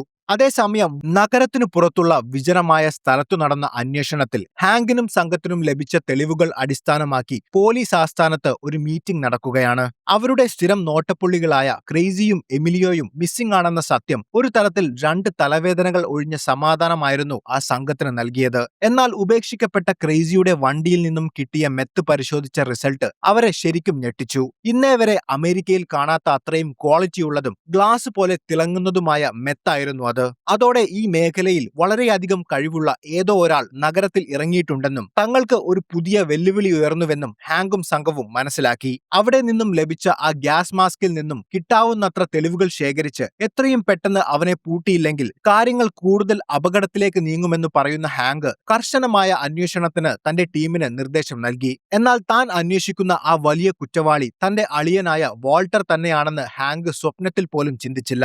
അടുത്ത അവധി ദിവസം വാൾട്ടറും കുടുംബവും ഹാങ്കിനും മേരിക്കുമൊപ്പം ഒരു ചെറിയ വിരുന്നിലായിരുന്നു. സന്തോഷം നിറഞ്ഞ ആ അന്തരീക്ഷത്തിൽ പല കാര്യങ്ങളും സംസാരിക്കുന്നതിനിടയിൽ വാൾട്ടർ താൻ സ്കൈലറിനെ കണ്ടുമുട്ടിയതും അവർ പ്രണയിച്ച കഥകളും അവിടെ പങ്കുവച്ചു. ഇതെല്ലാം കേട്ടുകൊണ്ടിരുന്ന സ്കൈലർ പെട്ടെന്ന് സങ്കടം അടക്കാനാവാതെ കരയാൻ തുടങ്ങി. അവളെ ആശ്വസിപ്പിക്കുന്ന മേരി എന്താണ് പ്രശ്നമെന്ന് ചോദിച്ചപ്പോൾ വാൾട്ടറിനോട് ചോദിക്കാൻ പറഞ്ഞ് അവൾ അകത്തേക്ക് പോയി. അപ്പോഴേക്കും തനിക്ക് ക്യാൻസർ ആണെന്ന സത്യം വാൾട്ടർ സ്കൈലറിനോട് പറഞ്ഞിരുന്നു. അതോടെ തന്റെ കുടുംബത്തോട് ആ സത്യം പറയാൻ നിർബന്ധിതനായ വാൾട്ടർ ഹാങ്കിനോടും മേരിയോടും തന്റെ മകനോടും ആ സത്യം തുറന്നു പറഞ്ഞു. ഇത് കേട്ട എല്ലാവരും പകച്ചുപോയി. എങ്കിലും ധൈര്യം വീണ്ടെടുത്ത ഹാങ്കും മേരിയും അവരെ ആശ്വസിപ്പിച്ചു. നഗരത്തിലെ ഏറ്റവും മികച്ച ഹോസ്പിറ്റലിൽ തന്നെ വാൾട്ടറിനെ ചികിത്സിക്കാനുള്ള ഏർപ്പാടുണ്ടാക്കാമെന്ന് മേരി സ്കൈലറിന് ഉറപ്പുകൊടുത്തു. ഒപ്പം എന്ത് തന്നെ സംഭവിച്ചാലും നിന്റെ കുടുംബം ഒരിക്കലും കഷ്ടപ്പെടില്ലെന്ന് ഹാങ്ക് വാൾട്ടറിനെ സമാധാനിപ്പിക്കുകയും ചെയ്തു. അതേസമയം വാൾട്ടറും ജെസ്സിയും ചേർന്നുണ്ടാക്കിയ ഹൈ ക്വാളിറ്റിയുള്ള മെത്ത് തന്റെ സുഹൃത്തുക്കളായ സ്കിന്നി പീറ്റിനും കോംബോയ്ക്കും പരിചയപ്പെടുത്താൻ ജെസ്സി അവരെ വീട്ടിലേക്ക് ക്ഷണിച്ചിരുന്നു. വീടിന്റെ മേലെ നിലയിലെ ബാത്ത് ടബ് പൊളിഞ്ഞു വീണ ഭാഗം ശ്രദ്ധിക്കുന്ന കോംബോ അതെന്ത് സംഭവിച്ചതാണെന്ന് അവനോട് ചോദിക്കുന്നുണ്ടെങ്കിലും വീടിന്റെ പഴക്കം കാരണം സംഭവിച്ചതാണെന്ന് പറഞ്ഞ് അവൻ ആ ചോദ്യത്തിൽ നിന്നും ഒഴിഞ്ഞു മാറി. ജെസ്സിയുടെ പഴയ പാർട്ട്ണറായ എമിലിയോയെയും ക്രേസിയെയും പറ്റി സ്കിന്നി അവനോട് അന്വേഷിച്ചെങ്കിലും തനിക്ക് അവരുമായി ഇപ്പോൾ യാതൊരു ബന്ധവുമില്ലെന്ന് പറയുന്ന ജെസ്സി തന്റെ പെരുമാറ്റത്തിലും മറ്റും അവർക്ക് സംശയം തോന്നാതിരിക്കാൻ പരമാവധി ശ്രമിച്ചു. എന്നാൽ ആ 2 കൊലപാതകങ്ങൾ ചെയ്തതിന്റെ ഓർമ്മകളും കുറ്റബോധവും ജെസ്സിയെ വല്ലാതെ ഭയപ്പെടുത്തിയിരുന്നു. മെത്ത് ഉപയോഗിക്കുമ്പോൾ ഈ പേടിയും തോന്നലുകളും കൂടുതലാവുന്നതിനാൽ തൽക്കാലം അത് ഉപയോഗിക്കുന്നത് നിർത്തിയ ജെസ്സി നിലവിൽ താൻ കഞ്ചാവ് മാത്രമേ ഉപയോഗിക്കുന്നുള്ളൂ എന്ന് പറഞ്ഞ് അവരെ തിരിച്ചയക്കാൻ ശ്രമിച്ചു. അതോടെ മെത്ത് പ്രതീക്ഷിച്ചു വന്ന സ്കിന്നി പീറ്റും കോംബോയും നിരാശരായി അവിടെ നിന്നും പോകാനൊരുങ്ങി. അവരെ പിണക്കാതിരിക്കാൻ താൻ വെറുതെ പറഞ്ഞതാണെന്ന് പറഞ്ഞ് ക്രിസ്റ്റൽ മെത്ത് പുറത്തെടുത്ത ജെസ്സി അവരോടൊപ്പം വീണ്ടും അമിതമായ അളവിൽ അത് ഉപയോഗിച്ചു. അവർ പോയ ശേഷം വീട്ടിൽ ഒറ്റയ്ക്കായ ജെസ്സിക്ക് പോലീസ് അവനെ തേടി വരുമോ എന്ന ഭയമുണ്ടായിരുന്നു. ഈ ഭയവും തോന്നലുകളും ഒപ്പം അമിതമായ മയക്കുമരുന്ന് ഉപയോഗവും അവനെ ഒരുതരം മാനസിക വിഭ്രാന്തിയിലേക്ക് കൊണ്ടുപോയി. അടുത്തുള്ള പള്ളിയിൽ നിന്നും പ്രാർത്ഥനയിൽ പങ്കെടുക്കാനുള്ള അറിയിപ്പുമായി എത്തിയ 2 കുട്ടികളെ തന്നെ കൊല്ലാൻ വരുന്ന ക്രേസിയുടെ ഗുണ്ടകളായാണ് ജെസ്സിക്ക് തോന്നിയത്. ഇനിയൊരു നിമിഷം പോലും ആ വീട്ടിൽ നിൽക്കുന്നത് സുരക്ഷിതമല്ല എന്ന് മനസ്സിലാക്കിയ ജെസ്സി തന്റെ കയ്യിലുണ്ടായിരുന്ന ബാക്കി മെത്ത് കയ്യിലെടുത്ത് വീടിന്റെ മതിൽ ചാടിക്കടന്ന് പ്രാണനും കൊണ്ട് പുറത്തേക്കോടി രക്ഷപ്പെട്ടു. അതേസമയം വാൾട്ടറിന്റെ വീട്ടിൽ ഭർത്താവിന്റെ ചികിത്സ എവിടെ തുടങ്ങണമെന്ന കണക്കുകൂട്ടലിലായിരുന്നു ഭാര്യ സ്കൈലർ. നഗരത്തിലെ ഏറ്റവും മികച്ച ക്യാൻസർ സ്പെഷ്യലിസ്റ്റായ ഡെൽക്ക വോളി എന്ന ഡോക്ടറെ സ്കൈലർ അപ്പോഴേക്കും ബുക്ക് ചെയ്തിരുന്നു. എന്നാൽ അവരുടെ ഹെൽത്ത് ഇൻഷുറൻസിൽ ആ ഡോക്ടറുടെ ചികിത്സ ലഭ്യമല്ലാത്തതുകൊണ്ട് ഡോക്ടറെ കാണണമെങ്കിൽ $5000 സ്വന്തം കയ്യിൽ നിന്നും കൊടുക്കണം. ഈ തുക എങ്ങനെ കണ്ടെത്തുമെന്ന ഭയത്തിൽ നിൽക്കുന്ന വാൾട്ടറിനോട് തന്റെ ക്രെഡിറ്റ് കാർഡിൽ നിന്നും പണം എടുക്കാമെന്നും ബാക്കി അളിയൻ ഹാങ്കിനോടും മേരിയോടും നമുക്ക് കടം ചോദിക്കാമെന്നും അവൾ പറഞ്ഞു. എന്നാൽ അഭിമാനിയായ വാൾട്ടർ ഹാങ്കിനോട് പണം വാങ്ങരുതെന്നും തൽക്കാലം $5000 തന്റെ പെൻഷനിൽ നിന്നും വായ്പയായി എടുക്കാമെന്നും പറഞ്ഞു. മുൻപ് ക്രേസിയുടെ കയ്യിൽ നിന്നും ലഭിച്ച പണം വാൾട്ടർ വീട്ടിൽ ഒളിപ്പിച്ചു വെച്ചിട്ടുണ്ടായിരുന്നു. അതെടുക്കുന്ന വാൾട്ടർ ആ പണം ഉപയോഗിച്ച് തൽക്കാലത്തെ ചികിത്സാ ചെലവുകൾ പരിഹരിച്ചു. അപ്പോഴേക്കും മാനസിക നില തെറ്റി വീട്ടിൽ നിന്നും ഭയന്നോടിയ ജെസ്സി നേരെ പോയത് തന്റെ സ്വന്തം വീട്ടിലേക്കാണ്. ജെസ്സിക്ക് അച്ഛനും അമ്മയും ഒരു അനുജനുമാണുള്ളത്. ഹൈസ്കൂൾ പഠനകാലത്ത് തന്നെ മയക്കുമരുന്ന് കേസുകളിൽപ്പെട്ട ജെസ്സിയെ മാതാപിതാക്കൾ പലതവണ തിരുത്താൻ ശ്രമിച്ചിരുന്നെങ്കിലും മാറാൻ അവൻ തയ്യാറായിരുന്നില്ല. അതോടെ ഇളയ മകന്റെ ഭാവിയും അവരുടെ ജീവിതവും ജെസ്സിയുടെ മയക്കുമരുന്ന് ഉപയോഗം കാരണം അപകടത്തിലാകുമെന്ന് മനസ്സിലാക്കിയ അവർ അവനെ വീട്ടിൽ നിന്നും പുറത്താക്കിയതായിരുന്നു. വീട്ടിലെത്തിയ ജെസ്സിയെ സന്തോഷത്തോടെയല്ലെങ്കിലും അച്ഛനും അമ്മയും സ്വീകരിച്ചു. ഇത്തവണ എന്ത് പ്രശ്നവുമായിട്ടാണ് അവൻ വന്നതെന്ന ഭയം അവർക്കുണ്ടായിരുന്നു. അവനോട് അതേപ്പറ്റി സംസാരിക്കാൻ അവർ ശ്രമിച്ചെങ്കിലും അവൻ ഒഴിഞ്ഞു മാറി. തന്റെ അനുജനുമായി സമയം ചിലവഴിക്കാൻ ജെസ്സി ശ്രമിച്ചെങ്കിലും അവരുടെ ആകെ പ്രതീക്ഷയായ ഇളയ മകനെ ജെസ്സിയുടെ കൂട്ടുകെട്ട് നശിപ്പിക്കുമെന്ന ചിന്തയിൽ അമ്മ അവരുടെ ഇടയിലേക്ക് കടന്നു വന്നതിൽ ജെസ്സിക്ക് വളരെ ദേഷ്യവും വിഷമവും തോന്നി. അന്ന് രാത്രി ജെസ്സിയുടെ സുഹൃത്തായ കോംബോ അവനെ വിളിച്ച് അവന്റെ കയ്യിലുള്ള കയ്യിലുള്ള മെത്തിന്റെ ക്വാളിറ്റി എല്ലാവർക്കും ഇഷ്ടപ്പെട്ടുവെന്നും അത് മൊത്തമായി എടുക്കാൻ അവന്റെ കയ്യിൽ ചില കസ്റ്റമേഴ്സ് ഉണ്ടെന്നും പറഞ്ഞു. പണം ആവശ്യമായതിനാൽ ജെസ്സി അടുത്ത ദിവസം തന്നെ അത് $8000 കോംബോയ്ക്ക് വിറ്റു. അതിന്റെ പകുതി $4000 ജെസ്സി നേരെ പോയത് വാൾട്ടറിന്റെ വീട്ടിലേക്കാണ്. എന്നാൽ വാൾട്ടർ അവനെ ആട്ടിപ്പായിക്കാനാണ് ശ്രമിച്ചത്. നമ്മളെല്ലാം നിർത്തിയതാണെന്നും നീ ഇനി എന്നെ കാണാൻ വരരുതെന്നും വാൾട്ടർ അവനോട് പറഞ്ഞു. എന്നാൽ നമ്മുടെ പ്രൊഡക്റ്റിന് മാർക്കറ്റിൽ നല്ല ഡിമാൻഡ് ഉണ്ടെന്നും നമുക്കത് വീണ്ടും തുടങ്ങിക്കൂടെ എന്നും ജെസ്സി വീണ്ടും ചോദിച്ചെങ്കിലും തനിക്ക് താല്പര്യമില്ലെന്ന് ഉറപ്പിച്ചു പറഞ്ഞ വാൾട്ടർ അവനോട് അവിടെ നിന്നും പോകാൻ ആവശ്യപ്പെട്ടു. അതോടെ വാൾട്ടറിന്റെ ഷെയറായ $4000 അയാളുടെ മുഖത്തേക്ക് എറിഞ്ഞ ശേഷം ജെസ്സി അവിടെ നിന്നും പോയി. തിരികെ വീട്ടിലെത്തിയ ജെസ്സിയെ കാത്ത് മറ്റൊരു പ്രശ്നം നിൽപ്പുണ്ടായിരുന്നു. മുറി വൃത്തിയാക്കുന്നതിനിടയിൽ ജോലിക്കാരിക്ക് ലഭിച്ച കഞ്ചാവുമായി അമ്മയും അച്ഛനും ജെസ്സിയെ ചോദ്യം ചെയ്തു. ഇനിയും ഞങ്ങൾക്ക് ഇത് സഹിക്കാനാവില്ലെന്നും എത്രയും പെട്ടെന്ന് നീ വീട് വിട്ടിറങ്ങണമെന്നും അച്ഛൻ അവനോട് പറഞ്ഞു. ഒന്നും പറയാതെ പുറത്തേക്കിറങ്ങിയ ജെസ്സി ടാക്സി കാത്തു നിൽക്കുമ്പോൾ അനുജൻ ജെയ്ക്ക് അങ്ങോട്ട് വന്നു. യഥാർത്ഥത്തിൽ ആ കഞ്ചാവ് ജെസ്സിയുടേതായിരുന്നില്ല, അത് അവന്റെ അനുജന്റേതായിരുന്നു. തന്റെ പേര് പറയാത്തതിൽ അവൻ ജെസ്സിയോട് നന്ദി പറഞ്ഞു. താൻ കാരണം ഒരുപാട് അനുഭവിച്ച മാതാപിതാക്കളുടെ ഏക പ്രതീക്ഷയായ അനുജനും ഇതൊക്കെ ഉപയോഗിക്കുന്നുണ്ടെന്ന് അവർ അറിയണ്ട എന്ന് കരുതിയാണ് ജെസ്സി അത് തന്റേതാണെന്ന് സമ്മതിച്ചത്. അനുജനോട് ഇനി അത് ഉപയോഗിക്കരുതെന്ന് പറഞ്ഞ ശേഷം ജെസ്സി അവിടെ നിന്നും പോയി. അപ്പോഴേക്കും സ്കൈലറിനൊപ്പം വാൾട്ടർ ഡോക്ടറെ കാണാനെത്തി. വാൾട്ടറിന്റെ ക്യാൻസർ 3ാം സ്റ്റേജിലാണെന്നും വലിയ പ്രതീക്ഷയൊന്നുമില്ലെങ്കിലും കീമോതെറാപ്പി വഴി ആയുസ് കുറച്ചുകൂടി നീട്ടിക്കിട്ടുമെന്നും ഡോക്ടർ പറഞ്ഞു. എങ്കിലും കീമോയുടെ സൈഡ് എഫക്റ്റുകൾ ധാരാളം ഉണ്ടാകുമെന്ന് ഡോക്ടർ പറഞ്ഞതോടെ വാൾട്ടർ ആകെ പരിഭ്രാന്തനായി. മാത്രമല്ല ഇൻഷുറൻസ് കവറേജ് കഴിഞ്ഞാലും ഏകദേശം $1,00,000 അവർ കയ്യിൽ നിന്നും ചിലവഴിക്കേണ്ടി വരും. തിരികെ വീട്ടിലെത്തിയ സ്കൈലർ ഡോക്ടർ പറഞ്ഞതനുസരിച്ച് മുന്നോട്ട് പോവാമെന്ന തീരുമാനത്തിലായിരുന്നു. എന്നാൽ ഇത്രയും വലിയ തുക നമ്മൾ എങ്ങനെ കണ്ടെത്തുമെന്ന് വാൾട്ടർ അവളോട് ചോദിച്ചു. കുറച്ച് പണം പലിശക്കെടുക്കാമെന്നും താൻ ജോലിക്ക് പോകാൻ തയ്യാറാണെന്നുമൊക്കെ സ്കൈലർ പറഞ്ഞെങ്കിലും വാൾട്ടർ അവളോട് ഒരു ചോദ്യം ചോദിച്ചു. കടം വാങ്ങിയും കഷ്ടപ്പെട്ടും ഇതെല്ലാം ചെയ്തിട്ടും താൻ മരിച്ചാൽ എന്തു ചെയ്യും? കുടുംബത്തെ മുഴുവൻ കടക്കണിയിലാക്കി മരിക്കാൻ തനിക്ക് കഴിയില്ലെന്ന് വാൾട്ടർ വിഷമത്തോടെ പറഞ്ഞു. ഇതെല്ലാം കേട്ടുനിന്ന വാൾട്ടറിന്റെ മകന് അച്ഛന്റെ ഈ നയങ്ങളോട് ഒട്ടും യോജിപ്പില്ലായിരുന്നു. അച്ഛൻ അസുഖത്തോട് പോരാടാൻ തയ്യാറാണെങ്കിൽ എങ്ങനെയെങ്കിലും പണം കണ്ടെത്തി അച്ഛനെ രക്ഷിക്കണമെന്നായിരുന്നു അവന്റെ മനസ്സിൽ. എന്നാൽ വാൾട്ടറിന്റെ ഈ ചോദ്യങ്ങൾ കേട്ട് ദേഷ്യം വന്ന അവൻ, എങ്കിൽ നിങ്ങൾ ഒന്നും ചെയ്യാതെ ഇരിക്കൂ, പെട്ടെന്ന് മരിക്കാൻ അതാണ് നല്ലതെന്ന് സങ്കടത്തോടെ പറഞ്ഞു. അങ്ങനെ ദിവസങ്ങൾ കടന്നുപോയി. വാൾട്ടറിന്റെ പഠനകാലത്തെ സുഹൃത്തും ബിസിനസ് പാർട്ണറുമായിരുന്ന ഏലിയറ്റിന്റെ ബർത്ത്ഡേ പാർട്ടിക്ക് പോവുകയാണ് വാൾട്ടറും ഭാര്യ സ്കൈലറും. ആ പാർട്ടിയിൽ പങ്കെടുക്കാൻ വാൾട്ടറിന് ഒട്ടും താല്പര്യമില്ലായിരുന്നെങ്കിലും വാൾട്ടറിന്റെ നിലവിലെ മാനസികാവസ്ഥയിൽ നിന്നും ഒരു മാറ്റം ആവശ്യമാണെന്ന് പറയുന്ന സ്കൈലർ അവനെ അതിന് നിർബന്ധിക്കുകയായിരുന്നു. അങ്ങനെ ഏലിയറ്റിന്റെ വീട്ടിലെത്തിയ വാൾട്ടറിനെയും സ്കൈലറിനെയും ഏലിയറ്റും ഭാര്യ ഗ്രച്ചനും ചേർന്ന് സന്തോഷത്തോടെ സ്വീകരിച്ചു. വർഷങ്ങൾക്ക് മുൻപ് വാൾട്ടർ വൈറ്റും ഏലിയറ്റ് ഷോർട്സും യൂണിവേഴ്സിറ്റിയിൽ ഒരുമിച്ച് പഠിക്കുകയും ഗവേഷണം നടത്തുകയും ചെയ്തിരുന്ന കാലം. കെമിസ്ട്രിയിൽ അതിബുദ്ധിമാന്മാരായിരുന്ന അവർ രണ്ടുപേരും ചേർന്ന് തങ്ങളുടെ ബുദ്ധിയും ഗവേഷണങ്ങളും ഉപയോഗിച്ച് പുതിയൊരു കമ്പനി തുടങ്ങാൻ തീരുമാനിച്ചു. ഏലിയറ്റിന്റെ പേരിലെ ഷോർട്സ് എന്ന വാക്കിന് ജർമ്മൻ ഭാഷയിൽ കറുപ്പ് എന്നാണ് അർത്ഥം. വാൾട്ടറിന്റെ പേരിലെ വൈറ്റ് എന്നതിനർത്ഥം വെളുപ്പും. കറുപ്പും വെളുപ്പും ചേർന്നാൽ ഉണ്ടാകുന്ന നിറമായ ചാരനിറം അഥവാ ഗ്രേ എന്ന പേര് അവർ കമ്പനിക്ക് നൽകി. അങ്ങനെ ഗ്രേ മാറ്റർ ടെക്നോളജീസ് എന്ന കമ്പനി അവർ തുടങ്ങി. ഈ കമ്പനിയുടെ പ്രധാന ബുദ്ധികേന്ദ്രം വാൾട്ടർ തന്നെയായിരുന്നു. ആ സമയത്ത് അവരുടെ ലാബ് അസിസ്റ്റന്റ് ആയിരുന്ന ഗ്രച്ചനും വാൾട്ടറും തമ്മിൽ പ്രണയത്തിലായി. അവളെ വിവാഹം കഴിക്കാൻ തീരുമാനിച്ച വാൾട്ടർ ഒരു ദിവസം ഗ്രച്ചന്റെ വീട്ടിൽ അവധി ആഘോഷിക്കാൻ പോയി. അവിടെ വെച്ചാണ് ഗ്രച്ചന്റെ കുടുംബം വലിയ പണക്കാരാണെന്ന് വാൾട്ടർ തിരിച്ചറിയുന്നത്. ഒരു സാധാരണ ചുറ്റുപാടിൽ നിന്നും വന്ന വാൾട്ടറിന് അവരുടെ ഇടയിൽ താൻ ഒന്നുമല്ലെന്ന ഒരു തോന്നലുണ്ടായി. വളരെയധികം ഈഗോയുള്ള വാൾട്ടറിന് അവർക്കിടയിലുള്ള പണത്തിന്റെ അന്തരം അംഗീകരിക്കാൻ കഴിഞ്ഞില്ല. അതോടെ ഒരു വലിയ അപകർഷതാബോധം വാൾട്ടറിനെ വേട്ടയാടി. ഗ്രച്ചൻ പണക്കാരിയായത് അവളുടെ തെറ്റല്ലെങ്കിലും അവളുടെ പണത്തിനു മുന്നിൽ തന്റെ വില കുറഞ്ഞു പോകുമോ എന്ന് ഭയന്ന വാൾട്ടർ ഗ്രച്ചനുമായുള്ള ബന്ധം യാതൊരു കാരണവും പറയാതെ അവിടെ വെച്ച് അവസാനിപ്പിച്ചു. അതിനുശേഷം ഗ്രേ മാറ്റർ കമ്പനിയിലുള്ള തന്റെ പകുതി ഓഹരി വെറും $5000 അയാൾ ഏലിയറ്റിന് വിറ്റ ശേഷം വാൾട്ടർ ആ കമ്പനിയിൽ നിന്നും പൂർണ്ണമായി പുറത്തു വന്നു. വാൾട്ടർ പോയതിനു ശേഷം ഏലിയറ്റും ഗ്രച്ചനും തമ്മിൽ പ്രണയത്തിലാവുകയും അവർ വിവാഹിതരാവുകയും ചെയ്തു. വാൾട്ടറിന്റെ ബുദ്ധിയിൽ വിരിഞ്ഞ കെമിക്കൽ ഫോമുലകളും ഗവേഷണങ്ങളും ഉപയോഗിച്ച് ഏലിയറ്റ് ഗ്രേ മാറ്റർ കമ്പനിയെ കോടിക്കണക്കിന് ഡോളർ വില മതിക്കുന്ന വലിയൊരു സാമ്രാജ്യമാക്കി മാറ്റി. എന്നാൽ ലോകം അറിയേണ്ടിയിരുന്ന മികച്ച സയന്റിസ്റ്റ് ആകേണ്ട വാൾട്ടർ ഒരു സാധാരണ ഹൈസ്കൂൾ കെമിസ്ട്രി ടീച്ചറായി കുടുംബം പോറ്റാൻ പാർട്ട് ടൈമായി കാർ കഴുകുന്ന ജോലി വരെ ചെയ്ത് ജീവിച്ചു.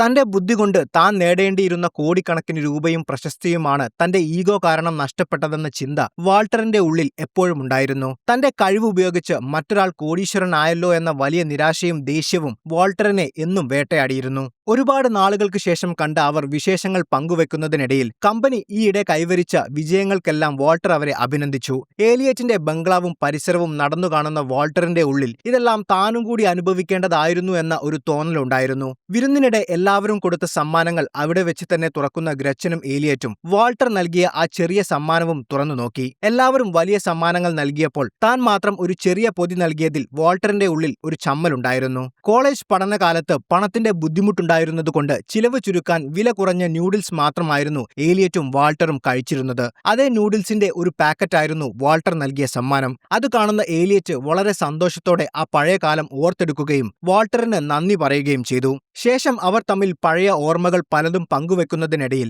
കമ്പനിയിലേക്ക് തിരിച്ചുവരാൻ വാൾട്ടറിനോട് ആവശ്യപ്പെടുന്ന ഏലിയറ്റ് കമ്പനിയിലെ ഏറ്റവും മികച്ച ഒരു പൊസിഷനും വലിയ ശമ്പളവും വാൾട്ടറിന് വാഗ്ദാനം ചെയ്തു. സ്നേഹപൂർവ്വം അത് നിരസിക്കാൻ വാൾട്ടർ ശ്രമിക്കുന്നതിനിടെ രാജ്യത്തെ ഏറ്റവും മികച്ച ഹെൽത്ത് ഇൻഷുറൻസ് കമ്പനി കൊടുക്കുന്നുണ്ടെന്നും നിന്നെ എല്ലാ പ്രശ്നങ്ങളിൽ നിന്നും രക്ഷപ്പെടുത്താൻ ഞാൻ സഹായിക്കാമെന്നും ഏലിയറ്റ് പറഞ്ഞു. അതോടെ സ്കൈലർ എല്ലാം ഏലിയറ്റിനോട് പറഞ്ഞുവെന്നും അതിനുവേണ്ടിയാണ് തന്നെ നിർബന്ധിച്ച് ഈ പരിപാടിക്ക് അവൾ കൊണ്ടുവന്നതെന്നും വാൾട്ടറിന് മനസ്സിലായി. തൽക്കാലം അതിന്റെ ആവശ്യമില്ലെന്ന് സ്നേഹത്തോടെ ഏലിയറ്റിനോട് പറയുന്ന വാൾട്ടർ നേരെ പോയത് സ്കൈലറിന്റെ അടുത്തേക്കാണ്. തന്റെ ഈ അവസ്ഥയെക്കുറിച്ച് അവനോട് പറഞ്ഞതിൽ കടുത്ത ദേഷ്യം തോന്നിയ വാൾട്ടർ അവളുമായി തർക്കിച്ചു. ചികിത്സയ്ക്ക് ഒരു വലിയ തുക ആവശ്യമായ ഈ സാഹചര്യത്തിൽ എന്തുകൊണ്ട് നമുക്ക് ആ സഹായം സ്വീകരിച്ചുകൂടാ എന്നൊക്കെ സ്കൈലർ ചോദിച്ചെങ്കിലും വാൾട്ടർ അതിനൊന്നും മറുപടി പറഞ്ഞില്ല.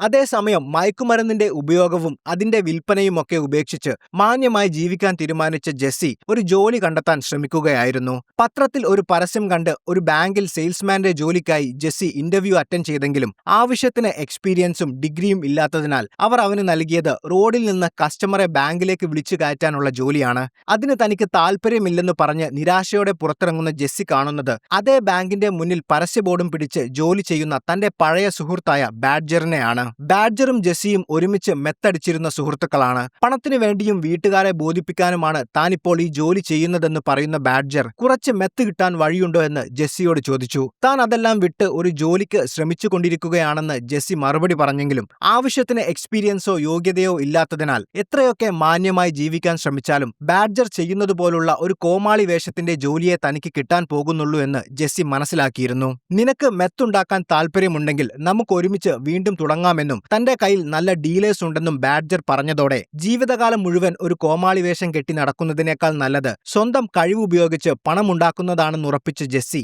അവനോട് നാളെ വീട്ടിലേക്ക് വരാൻ പറഞ്ഞ ശേഷം വീട്ടിലേക്ക് മടങ്ങി. അടുത്ത ദിവസം മെത്തുണ്ടാക്കാനുള്ള കെമിക്കലുകളും മറ്റുമായി ബാഡ്ജർ ജെസ്സിയുടെ വീട്ടിലെത്തി. അവിടെ നിന്നും വാനുമെടുത്ത് അവർ നേരെ നഗരത്തിനു പുറത്തുള്ള മരുഭൂമിയിലേക്ക് പോയി. മെത്തുണ്ടാക്കാനായി അവൻ കൊണ്ടുവന്ന സ്യൂഡോ എഫിഡ്രിൻ എന്ന ഗുളികകളുടെ പെട്ടികൾ ബാഡ്ജർ ജെസ്സിയുടെ മുന്നിലേക്ക് ഇട്ടുകൊടുത്തു. തന്റെ ജോലി ഭംഗിയായി ചെയ്തതിന്റെ അഹങ്കാരവും സന്തോഷവും അവന്റെ മുഖത്തുണ്ടായിരുന്നു. എന്നാൽ വാൾട്ടർ വൈറ്റ് എന്ന പ്രതിഭയോടൊപ്പമുള്ള കുറച്ചുകാലത്തെ ജീവിതം ജെസ്സിയുടെ പാചക രീതികളും ചിന്തകളും ആകെ മാറ്റിമറിച്ചിരുന്നു. പഴയതുപോലെ യാതൊരു ചിട്ടയുമില്ലാതെ കിട്ടുന്ന പാത്രങ്ങളിൽ ക്വാളിറ്റി ഇല്ലാതെ മെത്തുണ്ടാക്കാൻ അവൻ തയ്യാറായിരുന്നില്ല. വാൾട്ടർ ഉപയോഗിച്ചിരുന്ന സുരക്ഷാ സജ്ജീകരണങ്ങളും മാസ്കും ധരിച്ച് ഒരു തികഞ്ഞ പ്രൊഫഷണൽ മെത്ത് കുക്കായി ജെസ്സി ജോലികൾ ആരംഭിച്ചു. ജെസ്സിയുടെ ഈ പുതിയ രീതികളൊക്കെ കാണുന്ന ബാഡ്ജർ അവനെ കളിയാക്കുകയാണ് ചെയ്തത്. അവൻ അവിടെ ഇരുന്ന് ചിപ്സ് തിന്നും പാട്ടുപാടിയും സമയം കളഞ്ഞു. താൻ ഉണ്ടാക്കാൻ പോകുന്ന മെത്ത് വാൾട്ടർ ഉണ്ടാക്കിയതുപോലെ മികച്ചതാവണമെന്ന് നിർബന്ധമുണ്ടായിരുന്ന ജെസ്സി കൃത്യമായ അളവുകളും ആവശ്യമായ പാത്രങ്ങളും മാത്രം ഉപയോഗിച്ച് ഒട്ടും മായം കലരാത്ത രീതിയിൽ പാചകം ആരംഭിച്ചു.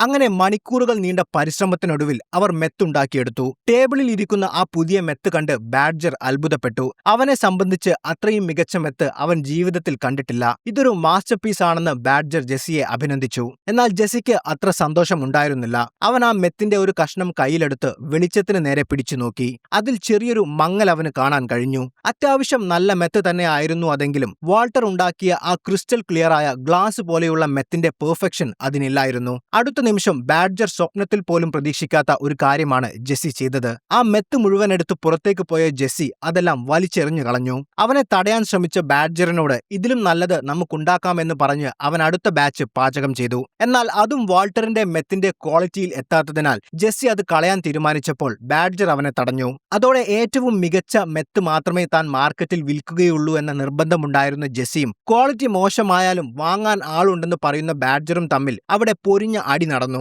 ഒടുവിൽ ദേഷ്യം നിയന്ത്രിക്കാനാവാതെ ജെസ്സി ബാഡ്ജറിനെ മരുഭൂമിയിൽ തള്ളിയിട്ട് വാനുമായി അവിടെ നിന്നും രക്ഷപ്പെട്ടു. അതേസമയം വാൾട്ടറിന്റെ വീട്ടിൽ ചില പ്രശ്നങ്ങൾ നടക്കുകയാണ്. എങ്ങനെയെങ്കിലും വാൾട്ടറിന്റെ ചികിത്സയ്ക്കുള്ള തുക കണ്ടെത്താൻ സ്കൈലർ ശ്രമിക്കുമ്പോൾ വാൾട്ടർ അതിനൊന്നും താല്പര്യം കാണിക്കാത്തതും കിട്ടിയ സഹായങ്ങൾ വേണ്ട എന്ന് വെക്കുന്നതും അവളെ കടുത്ത മാനസിക സമ്മർദ്ദത്തിലാക്കിയിരുന്നു. ഇതേക്കുറിച്ച് ഹാങ്കിനോടും മേരിയോടും സംസാരിക്കുന്ന സ്കൈലർ അടുത്ത ദിവസം എല്ലാവരും ഒത്തുചേർന്ന് വാൾട്ടറിന്റെ തീരുമാനം എന്താണെന്ന് അറിയണമെന്നും എങ്ങനെയെങ്കിലും വാൾട്ടറിനെ ചികിത്സയ്ക്ക് പോകാൻ സമ്മതിപ്പിക്കണമെന്നും പറഞ്ഞു. അടുത്ത ദിവസം ജോലി കഴിഞ്ഞ് വാൾട്ടർ വീട്ടിലെത്തിയപ്പോൾ ഹാങ്കും മേരിയും അവിടെ ഉണ്ടായിരുന്നു. എല്ലാവരും ഒരുമിച്ചിരുന്ന ശേഷം ഓരോരുത്തരും അവരുടെ അഭിപ്രായങ്ങൾ പറയാൻ തുടങ്ങി. ക്യാൻസർ ചികിത്സയ്ക്ക് സഹകരിക്കാതെ ആരുടെ കയ്യിൽ നിന്നും സഹായം സ്വീകരിക്കാൻ തയ്യാറാകാതെ മരണത്തിന് കീഴടങ്ങാനുള്ള വാൾട്ടറിന്റെ തീരുമാനത്തെ തീർത്തും എതിർക്കുന്ന സ്കൈലർ വാൾട്ടർ എല്ലാവരെയും വിഷമിപ്പിക്കുകയാണ് ചെയ്യുന്നതെന്ന് പറഞ്ഞു. സ്കൈലറിന് ശേഷം സംസാരിക്കുന്ന വാൾട്ടറിന്റെ മകൻ വളരെ വിഷമത്തോടെയാണ് സംസാരിച്ചത്. ജന്മനാ നടക്കാനും സംസാരിക്കാനും ബുദ്ധിമുട്ടുള്ള എന്നെ നിങ്ങൾ ചികിത്സിക്കാതെ മരിക്കാൻ വിട്ടില്ലല്ലോ എന്ന് അച്ഛനോട് ചോദിക്കുന്ന അവൻ നിങ്ങളൊരു ഭീരുവാണെന്നും ഇത്രയും നാൾ ഈ അസുഖം കാരണം ഞാൻ അനുഭവിച്ച വേദന ഇതിലും വലുതാണെന്നും വാൾട്ടറിനെ ഓർമ്മിപ്പിച്ചു. എന്നാൽ വാൾട്ടറിനെ ഇങ്ങനെ നിർബന്ധിക്കേണ്ട ആവശ്യമില്ലെന്നും സ്വന്തമായി തീരുമാനങ്ങൾ എടുക്കാൻ അയാൾക്ക് അവകാശമുണ്ടെന്നും പറയുന്ന മേരി ചികിത്സ കാരണം ഉണ്ടാകുന്ന വലിയ വേദനകൾ സഹിച്ച് ജീവിക്കുന്നതിലും നല്ലത് ബാക്കിയുള്ള കാലം സന്തോഷത്തോടെ ജീവിക്കാൻ അദ്ദേഹത്തെ അനുവദിക്കുന്നതാണെന്ന് പറഞ്ഞു. വാൾട്ടറിനെ ഉപദേശിക്കാൻ വേണ്ടി വിളിച്ചു വരുത്തിയ മേരിയുടെ വാക്കുകൾ സ്കൈലറിനെ ഞെട്ടിച്ചു കളഞ്ഞു. മേരിയുടെ ഈ അഭിപ്രായത്തെ ഹാങ്കും പിന്തുണച്ചതോടെ സ്കൈലറിന്റെ നിയന്ത്രണം വിട്ടു. അവർ തമ്മിൽ അവിടെ ഒരു വലിയ വഴക്ക് തന്നെ നടന്നു. ഇതിനിടയിൽ എല്ലാവരോടും നിശബ്ദരാകാൻ പറയുന്ന വാൾട്ടർ സംസാരിക്കാൻ മുന്നോട്ട് വന്നു. ഇത്രയും കാലം മറ്റുള്ളവർക്ക് വേണ്ടിയാണ് ഞാൻ ജീവിച്ചത്. ഞാൻ എന്ത് കഴിക്കണം, എന്ത് ചെയ്യണം, എങ്ങോട്ട് പോകണം എന്ന് പോലും തീരുമാനിച്ചത് ആരൊക്കെയോ ചേർന്നാണ്. അധികകാലം ഇനി ജീവിക്കില്ല എന്നുറപ്പായ സ്ഥിതിക്ക് ഇനിയെങ്കിലും സ്വന്തമായ ഇഷ്ടങ്ങൾക്കും ആഗ്രഹങ്ങൾക്കും അനുസരിച്ച് ജീവിക്കാനാണ് എന്റെ തീരുമാനം. ചികിത്സയുടെ പേരിൽ ആശുപത്രി കിടക്കയിൽ സ്വന്തമായി ഭക്ഷണം പോലും കഴിക്കാൻ കഴിയാതെ നിങ്ങൾക്കെല്ലാവർക്കും ഒരു വലിയ ഭാരമായി ജീവിക്കാൻ ഞാൻ ആഗ്രഹിക്കുന്നില്ല. വാൾട്ടറിന്റെ ഈ വാക്കുകൾക്ക് മുന്നിൽ എല്ലാവരും നിശബ്ദരായി. വാൾട്ടർ ചികിത്സയ്ക്ക് തയ്യാറല്ല എന്നുറപ്പായതോടെ എല്ലാവരും അവിടെ നിന്നും പിരിഞ്ഞു. അടുത്ത ദിവസം രാവിലെ എഴുന്നേൽക്കുന്ന വാൾട്ടറിന്റെ മനസ്സ് മുഴുവൻ ജനിക്കാൻ പോകുന്ന നമ്മുടെ മകൾ വളർന്നു വലുതാകുന്നത് കാണാൻ നിങ്ങൾക്ക് ആഗ്രഹമില്ലേ എന്ന് തലേ ദിവസം സ്കൈലർ ചോദിച്ച ചോദ്യമായിരുന്നു. ഒടുവിൽ തന്റെ മക്കൾക്കും ഭാര്യയ്ക്കും വേണ്ടി ചികിത്സ തുടങ്ങാൻ തീരുമാനിച്ച വാൾട്ടർ ഈ വിവരം സ്കൈലറിനോട് നേരിട്ട് പറഞ്ഞു. ചികിത്സയ്ക്ക് ആവശ്യമായ ഭീമമായ തുക എങ്ങനെ കണ്ടെത്തുമുള്ള വിഷയം അപ്പോഴും വാൾട്ടറിനെ അലട്ടിയിരുന്നു. ഇത്രയും വലിയ തുക ചിലവഴിച്ചിട്ടും താൻ മരിച്ചാൽ കുടുംബം കടക്കണിയിലാകുമെന്ന് കരുതിയിട്ടായിരുന്നു വാൾട്ടർ ചികിത്സ നിരസിച്ചത്. അങ്ങനെ ഹോസ്പിറ്റലിലെ പ്രാഥമിക ചെക്കപ്പ് ചികിത്സയുടെ ആദ്യഘട്ടവും കഴിഞ്ഞ ശേഷം വാൾട്ടർ നേരെ പോയത് ജെസ്സിയുടെ വീട്ടിലേക്കാണ്. പോകുന്ന വഴിയിൽ വാൾട്ടറിന് തന്റെ പഴയ കാമുകിയും ഏലിയറ്റിന്റെ ഭാര്യയുമായ ഗ്രച്ചന്റെ കോൾ വന്നു. ഏലിയറ്റിൽ നിന്നും വാൾട്ടറിന് ക്യാൻസർ ആണെന്ന വിവരം അറിഞ്ഞാണ് അവൾ വിളിച്ചത്. വളരെ വിഷമത്തോടെ അവനോട് സംസാരിച്ച അവൾ എന്ത് സഹായവും ചെയ്യാൻ അവർ തയ്യാറാണെന്നും മുഴുവൻ ചികിത്സാ ചിലവുകളും അവർ വഹിക്കാമെന്നും പറഞ്ഞെങ്കിലും വാൾട്ടർ നല്ല രീതിയിൽ അതെല്ലാം നിരസിച്ചു. ശേഷം തന്റെ വീട്ടിലേക്ക് കയറി വന്ന വാൾട്ടറെ കാണുന്ന ജെസ്സി ശരിക്കും ഞെട്ടി. ബാഡ്ജറുമായി ഉണ്ടായ വഴക്കിന് ശേഷം വാനും സാധനങ്ങളും ക്ലീൻ ചെയ്യുകയായിരുന്നു ജെസ്സി. എന്തിനാണ് ഇങ്ങോട്ട് വന്നതെന്ന് വാൾട്ടറിനോട് ദേഷ്യത്തോടെ അവൻ ചോദിച്ചു. ചെറിയൊരു ജാള്യതയോടെ വാൾട്ടർ അവനോട് ചോദിച്ചു, നമുക്ക് വീണ്ടും തുടങ്ങിയാലോ? തന്റെ ചികിത്സയ്ക്ക് ഭീമമായ ഒരു തുക ആവശ്യമാണെന്നറിയാമായിരുന്നെങ്കിലും ആരുടെയും കയ്യിൽ നിന്നും ഒരു തരത്തിലുമുള്ള സഹായവും സ്വീകരിക്കാൻ വാൾട്ടിന് താല്പര്യമില്ലായിരുന്നു. വലിയൊരു തുക പെട്ടെന്ന് കണ്ടെത്താൻ ഏറ്റവും എളുപ്പം ജെസ്സിയോടൊപ്പം ചേർന്ന് മെത്ത് ബിസിനസ് ചെയ്യുന്നതാണെന്ന് മനസ്സിലാക്കിയതുകൊണ്ടാണ് അവനോടൊപ്പം വീണ്ടും മെത്ത് പാചകം ചെയ്യാൻ വാൾട്ട് തീരുമാനിച്ചത്. ഇത്തവണ പക്ഷേ കർശനമായ 2 നിബന്ധനകൾ വാൾട്ട് മുന്നോട്ട് വെച്ചു. മെത്തിന്റെ പാചകവും അതിന്റെ കെമിസ്ട്രിയുമെല്ലാം പൂർണ്ണമായും വാൾട്ടിന്റെ നിയന്ത്രണത്തിലായിരിക്കും. അത് വിതരണം ചെയ്യുന്നതും വിറ്റ് പണമാക്കുന്നതും മാത്രമായിരിക്കും ജെസ്സിയുടെ ജോലി. ഇത് രണ്ടും ജെസ്സി അംഗീകരിച്ചതോടെ അവർ വീണ്ടും പാചകം ആരംഭിച്ചു. അപ്പോഴേക്കും ക്യാൻസറിന്റെ ചികിത്സകൾ ആരംഭിച്ചിരുന്ന വാൾട്ടിനെ കീമോതെറാപ്പിയുടെ പാർശ്വഫലങ്ങൾ ശാരീരികവും മാനസികവുമായി വല്ലാതെ തളർത്തിയിരുന്നു. ഹോസ്പിറ്റലിൽ ഓരോ കൺസൾട്ടേഷൻ കഴിയും തോറും ഭീമമായ ബില്ലുകൾക്കുള്ള പണം കണ്ടെത്താൻ അയാൾ നന്നേ കഷ്ടപ്പെട്ടു. ആവശ്യമായ പണം ബാങ്കിൽ ഇല്ലാത്തതിനാൽ ഹോസ്പിറ്റലിൽ താൻ കൊടുക്കുന്ന ചെക്കുകൾ കുറച്ച് ദിവസങ്ങൾക്ക് ശേഷമേ ബാങ്കിൽ നൽകാവൂ എന്ന് അയാൾ അവരോട് അഭ്യർത്ഥിച്ചു. അടുത്ത ദിവസം സ്കൂളിൽ ക്ലാസ് എടുക്കുന്ന വാൾട്ടർ വളരെ പെട്ടെന്ന് പൊട്ടിത്തെറിക്കാൻ സാധ്യതയുള്ള തീരെ സ്ഥിരതയില്ലാത്ത ഫുൾമിനേറ്റ് മെർക്കുറി എന്ന രാസവസ്തുവിനെ കുറിച്ച് പഠിപ്പിക്കുകയായിരുന്നു. പെട്ടെന്ന് ശാരീരികമായി ചില ബുദ്ധിമുട്ടുകൾ അനുഭവപ്പെട്ട വാൾട്ട് ക്ലാസ് അവസാനിപ്പിച്ച് ബാത്റൂമിലേക്ക് പോയി. കീമോതെറാപ്പിയുടെ പാർശ്വഫലങ്ങൾ കാരണം അതികഠിനമായി ഛർദ്ദിച്ച വാൾട്ടിനെ സ്കൂളിലെ സ്വീപ്പറായിരുന്ന ഹ്യൂഗോ സഹായിച്ചു. കുടുംബത്തിന്റെ നിർബന്ധത്തിന് വഴങ്ങി വാൾട്ടർ ചികിത്സ തുടങ്ങിയെങ്കിലും അയാളുടെ സ്വഭാവത്തിലും പെരുമാറ്റത്തിലും ഉണ്ടായ മാറ്റങ്ങൾ ഭാര്യ സ്കൈലറിൽ വലിയ ആശങ്ക ഉണ്ടാക്കിയിരുന്നു. ഈ ഒരു സാഹചര്യത്തിലാണ് വാൾട്ടും സ്കൈലറും മകൻ വാൾട്ടർ ജൂനിയറും ക്യാൻസർ രോഗികൾക്കും അവരുടെ കുടുംബാംഗങ്ങൾക്കും വേണ്ടിയുള്ള ഒരു സപ്പോർട്ട് ഗ്രൂപ്പ് മീറ്റിംഗിൽ പങ്കെടുക്കുന്നത്. മറ്റ് രോഗികളുടെയും അവരുടെ കുടുംബാംഗങ്ങളുടെയും മുന്നിൽ വെച്ച് സ്കൈലർ തന്റെ ഉള്ളിലെ സങ്കടങ്ങൾ തുറന്നു പറഞ്ഞു. എങ്ങോട്ടാണ് പോകുന്നതെന്ന് പറയാതെ വാൾട്ട് പലപ്പോഴും വീട് വിട്ടിറങ്ങി പോകാറുണ്ടെന്നും അയാൾ എന്തൊക്കെയോ മറച്ചു വെക്കുന്നത് പോലെ തോന്നുന്നുണ്ടെന്നുമുള്ള സ്കൈലറിന്റെ വ്യാകുലതകൾ കേട്ട മകനും അത് ശരിയാണെന്ന് സമ്മതിച്ചു. എന്നാൽ താൻ രഹസ്യമായി ചെയ്യുന്ന മെത്ത് ബിസിനസ്സും പുതിയ അധോലോക ജീവിതവും തന്റെ കുടുംബം ഒരിക്കലും അറിയരുതെന്ന് നിർബന്ധമുള്ള വാൾട്ട് അവിടെ വെച്ച് സമർത്ഥമായി അവരോട് കള്ളം പറഞ്ഞു. ഒരു ക്യാൻസർ ബാധിതനാണെന്ന സത്യവുമായി പൊരുത്തപ്പെടാൻ കുറച്ച് സമയം വേണമെന്നും പ്രകൃതിയുടെ ശാന്തതയിൽ ഏകനായി നടക്കുന്നത് തനിക്ക് വലിയൊരാശ്വാസം നൽകുന്നുണ്ടെന്നും അയാൾ എല്ലാവരോടുമായി പറഞ്ഞു. അവിടെ കൂടിയിരിക്കുന്ന എല്ലാവർക്കും വാൾട്ടറിന്റെ വാക്കുകൾ കേട്ട് അയാളോട് സഹതാപം തോന്നിയെങ്കിലും സ്കൈലറിന്റെ സംശയങ്ങൾ മാറിയിട്ടുണ്ടായിരുന്നില്ല. അടുത്ത ദിവസം ആളൊഴിഞ്ഞ മരുഭൂമിയിൽ വാൾട്ടും ജെസ്സിയും പാചകത്തിലായിരുന്നു. ഗ്യാസ് മാസ്ക് വെച്ച് പാചകം ചെയ്യുന്നതിനിടയിൽ പെട്ടെന്ന് ശ്വാസം മുട്ടുകയും കടുത്ത ചുമ അനുഭവപ്പെടുകയും ചെയ്ത വാൾട്ട് വാനിന്റെ ഉള്ളിൽ നിന്ന് പുറത്തേക്കിറങ്ങാൻ ശ്രമിക്കുന്നതിനിടെ തളർന്നു വീണുപോയി. വാൾട്ടിന്റെ അടുത്തേക്ക് ഓടിയെത്തിയ ജെസ്സി അയാളെ പിടിച്ചെഴുന്നേൽപ്പിച്ച് ഒരു ചെയറിൽ ഇരുത്തി. ശ്വാസം കിട്ടാതെ വിഷമിക്കുന്ന വാൾട്ടിനെ കാണുന്ന അവനും ആകെ ഭയന്നുപോയി. ചൂടിൽ നിന്നും രക്ഷപ്പെടാൻ തന്റെ കോട്ട് ഊരി മാറ്റാൻ വാൾട്ട് ശ്രമിക്കുമ്പോൾ അയാളുടെ നെഞ്ചിലെ കീമോതെറാപ്പി ചെയ്തതിന്റെ പാടുകൾ ജെസ്സിയുടെ ശ്രദ്ധയിൽപ്പെട്ടു. ക്യാൻസർ ചികിത്സയിൽ നിന്നുണ്ടാകുന്ന റേഡിയേഷൻ കാരണമുള്ള പാടുകൾ ആണതെന്ന് അത് കണ്ട നിമിഷം തന്നെ ജെസ്സിക്ക് മനസ്സിലായി. അതോടെ നിങ്ങൾക്ക് ക്യാൻസർ ആണല്ലേ എന്ന് ജെസ്സി വാൾട്ടിനോട് ചോദിച്ചു. ജെസ്സിയുടെ ചോദ്യം കേട്ട വാൾട്ടർ ഒന്ന് പതറിയെങ്കിലും നിനക്കതെങ്ങനെ മനസ്സിലായെന്ന് അയാൾ തിരിച്ചു ചോദിച്ചു. തന്റെ ആന്റിക്ക് ക്യാൻസർ ആയിരുന്നുവെന്നും ക്യാൻസറും അതിനുള്ള ചികിത്സകളും ഒരു വ്യക്തിയെ എത്രത്തോളം ശാരീരികമായി തളർത്തുമെന്ന് അവരുടെ ചികിത്സാ കാലത്ത് താൻ നേരിട്ട് കണ്ടതാണെന്ന് ജെസ്സി മറുപടി പറഞ്ഞു. ഒരു സാധാരണ കെമിസ്ട്രി അധ്യാപകൻ പെട്ടെന്നൊരു ദിവസം മയക്കുമരുന്ന് നിർമ്മാണത്തിലേക്ക് തിരിയാനുള്ള യഥാർത്ഥ കാരണവും മരിക്കുന്നതിനു മുൻപ് കുടുംബത്തിനു വേണ്ടി കുറച്ച് പണം ഉണ്ടാക്കുക എന്നത് മാത്രമാണ് അയാളുടെ ലക്ഷ്യമെന്നും അതോടെ ജെസ്സി മനസ്സിലാക്കി. അതോടെ ജെസ്സിക്ക് വാൾട്ടിനോടുള്ള കാഴ്ചപ്പാടിൽ ചെറിയൊരു മാറ്റം സംഭവിച്ചു. ഷാഢ്യക്കാരനും മുൻകോപിയുമായ ഒരു പാർട്ട്ണർ എന്നതിലുപരി ഏത് നിമിഷവും തന്റെ ജീവൻ നഷ്ടപ്പെടുമെന്ന് അറിഞ്ഞിട്ടും തന്റെ കുടുംബത്തെ സംരക്ഷിക്കാനായി അവസാന നിമിഷം വരെ പോരാടുന്ന ഒരു കുടുംബനാഥനാണ് വാൾട്ട് എന്ന് ജെസ്സി മനസ്സിലാക്കി. അവൻ അയാളോട് കുറച്ച് സഹതാപത്തോടെ പെരുമാറാൻ തുടങ്ങിയെങ്കിലും ജെസ്സിയുടെ സഹതാപം തനിക്ക് ആവശ്യമില്ലെന്നും ക്യാൻസറും മറ്റും തന്റെ മാത്രം പ്രശ്നമാണെന്നുള്ള ഭാവമായിരുന്നു വാൾട്ടിന്. ഒട്ടും വയ്യാത്ത ഈ അവസ്ഥയിൽ തനിക്ക് പാചകം തുടരാൻ കഴിയില്ലെന്നും ഇന്നത്തെ ബാച്ച് അവനോട് ഉണ്ടാക്കാനും വാൾട്ടർ ആവശ്യപ്പെട്ടു. സംശയങ്ങൾ എന്തെങ്കിലും വരുമ്പോൾ തന്നെ വിളിക്കാൻ പറഞ്ഞ ശേഷം വാൾട്ട് പുറത്ത് വിശ്രമിച്ചു. ആ ബാച്ചിന്റെ പാചകം പൂർത്തിയായി വാൾട്ടർ പോയ ശേഷം അന്ന് തന്നെ ജെസ്സി അത് വിൽക്കാനുള്ള ശ്രമങ്ങൾ ആരംഭിച്ചു. വാൾട്ടിന് വേണ്ടിയിരുന്നത് വലിയ അളവിൽ മെത്തെടുക്കുന്ന ഡിസ്ട്രിബ്യൂട്ടർമാരെ ആയിരുന്നെങ്കിൽ ജെസ്സിയുടെ കയ്യിലുണ്ടായിരുന്നത് ദിവസവും അടിച്ചു ബോധമില്ലാതെ നടക്കുന്ന പിള്ളേരായിരുന്നു. ചെറിയ ചെറിയ അളവിൽ മാത്രം മെത്ത് വാങ്ങിയിരുന്ന അവർക്കെല്ലാം നടന്ന് സാധനം വിൽക്കുന്ന ജെസ്സി അടുത്ത ദിവസം തലേ ദിവസത്തെ കളക്ഷനായ $2600 ഒപ്പം വാൾട്ട് അവനെ വാങ്ങാൻ ഏൽപ്പിച്ച ഒരു പുതിയ മൊബൈൽ ഫോണും വാൾട്ടിന് നൽകി. എന്നാൽ ഇതെല്ലാം കാണുന്ന വാൾട്ട് അവനോട് ദേഷ്യപ്പെട്ടു. തന്റെ ചികിത്സയ്ക്കും കുടുംബത്തിന്റെ ഭാവി സുരക്ഷിതമാക്കാനും ധാരാളം പണം പെട്ടെന്ന് തന്നെ വേണമെന്നും അതിനായി ഒറ്റയടിക്ക് വലിയ അളവുകളിൽ മെത്ത് വാങ്ങാൻ കഴിയുന്ന ഒരു ഡിസ്ട്രിബ്യൂട്ടറെ കണ്ടെത്തണമെന്നും വാൾട്ട് ജെസ്സിയോട് ആവശ്യപ്പെട്ടു. തനിക്ക് ആകെ അറിയാവുന്ന ഡിസ്ട്രിബ്യൂട്ടർ ക്രേസി ആയിരുന്നുവെന്നും അവനെ നിങ്ങൾ കൊന്നില്ലേ എന്നും ജെസ്സി വാൾട്ടിനോട് തിരിച്ചും തർക്കിച്ചു. ക്രേസിക്ക് പകരം നഗരത്തിൽ പുതിയൊരു ഡിസ്ട്രിബ്യൂട്ടർ എന്തായാലും വന്നിട്ടുണ്ടാകുമെന്നും അതാരാണെന്ന് നിനക്കറിയാമോ എന്നും വാൾട്ടർ ജെസ്സിയോട് ചോദിച്ചു. ടൂക്കോ എന്നു പേരുള്ള ഒരാളാണ് നിലവിൽ നഗരത്തിലെ ഡിസ്ട്രിബ്യൂട്ടർ എന്നും കേട്ട കഥകൾ വെച്ച് അയാൾ അപകടകാരിയും എന്തും ചെയ്യാൻ മടിക്കാത്തവനുമാണെന്ന് പറയുന്ന ജെസ്സി അത്തരം വലിയ ഡീലർമാരുമായി കച്ചവടം ചെയ്യുന്നത് അപകടമാണെന്ന് വാൾട്ടിന് മുന്നറിയിപ്പ് നൽകി. ഇതിനിടയിൽ മരുഭൂമിയിൽ നിന്നും ലഭിച്ച ആ ഗ്യാസ് മാസ്ക് പരിശോധിച്ച ഹാങ്കിനും സംഘത്തിനും അത് വാൾട്ടിന്റെ സ്കൂളിന്റെ പേരിലുള്ള മാസ്ക് ആണെന്ന് ബോധ്യപ്പെട്ടിരുന്നു. കൂടുതൽ അന്വേഷണത്തിനായി സ്കൂളിലെത്തിയ ഹാങ്ക് നേരെ പോയത് അവിടുത്തെ കെമിസ്ട്രി അധ്യാപകനായ തന്റെ അളിയൻ വാൾട്ടിന്റെ അടുത്തേക്കാണ്. അവിടെ വെച്ച് വാൾട്ടിനെ ആ മാസ്ക് കാണിച്ച ശേഷം ഈ മാസ്ക് എവിടെയെങ്കിലും കണ്ടിട്ടുണ്ടോ എന്ന് ഹാങ്ക് ചോദിച്ചു. താൻ അവിടെ നിന്നും മോഷ്ടിച്ച് മെത്ത് പാചകം ചെയ്യാൻ ഉപയോഗിച്ചിരുന്ന അതേ മാസ്ക് ഹാങ്കിന്റെ കയ്യിൽ കണ്ട വാൾട്ടർ ഒന്ന് ഞെട്ടിയെങ്കിലും ഞാനിത് മുൻപ് കണ്ടിട്ടില്ലെന്ന് വാൾട്ടർ മറുപടി പറഞ്ഞു. എന്നാൽ ആ മാസ്കിന്റെ അടിയിൽ സ്കൂളിന്റെ പേരുണ്ടെന്ന് ഹാങ്ക് പറഞ്ഞതോടെ ഒരു ഉത്തരം നൽകാൻ കഴിയാതെ വാൾട്ടർ വീണ്ടും ബുദ്ധിമുട്ടി. തന്റെ അറിവിൽ ഒരു മാസ്ക് ഇവിടെ നിന്നും പോയിട്ടില്ലെന്ന് വാൾട്ട് ഹാങ്കിനോട് പറഞ്ഞെങ്കിലും ലാബിലെ ഉപകരണങ്ങൾ സൂക്ഷിക്കുന്ന കണക്കുകളും ഇൻവെന്ററി ലിസ്റ്റും ഹാങ്ക് വാൾട്ടിനോട് ആവശ്യപ്പെട്ടു. ലാബിലെ സാധനങ്ങളുടെ കണക്കെടുക്കുമ്പോൾ 2 ഗ്യാസ് മാസ്കുകൾ അടക്കം മറ്റു പല വിലപിടിപ്പുള്ള സാധനങ്ങളും അവിടെ നിന്ന് നഷ്ടപ്പെട്ടിട്ടുണ്ടെന്ന് ഹാങ്കിന് മനസ്സിലായി. മാത്രമല്ല പോയ സാധനങ്ങളെല്ലാം മെത്തുണ്ടാക്കാനായി ഉപയോഗിക്കുന്ന സാധനങ്ങളാണെന്ന് മനസ്സിലാക്കുന്ന ഹാങ്ക് വാൾട്ടിന്റെ കയ്യിലല്ലാതെ മറ്റാരുടെ കയ്യിലാണ് ലാബിന്റെ താക്കോൽ ഉള്ളതെന്ന് ചോദിച്ചു. ക്ലീനിംഗ് സ്റ്റാഫായ ഹ്യൂഗോയുടെ കയ്യിലും തന്റെ കയ്യിലും മാത്രമാണ് താക്കോൽ ഉള്ളതെന്ന വാൾട്ടിന്റെ മറുപടി കേട്ട ഹാങ്ക് ലാബും പരിസരവും കൂടുതൽ ശ്രദ്ധിക്കാനും അല്ലെങ്കിൽ ആളുകൾ നിന്നെ സംശയിക്കും പരിശോധിക്കുമെന്നും പറഞ്ഞ ശേഷം അവിടെ നിന്നും പോയി. അതേ ദിവസം സ്കൂൾ വിട്ട ശേഷം പോകാനൊരുങ്ങിയ വാൾട്ടർ കാണുന്നത് ഹാങ്കും സംഘവും ക്ലീനിംഗ് സ്റ്റാഫായ ഹ്യൂഗോയെ അറസ്റ്റ് ചെയ്യുന്ന കാഴ്ചയാണ്.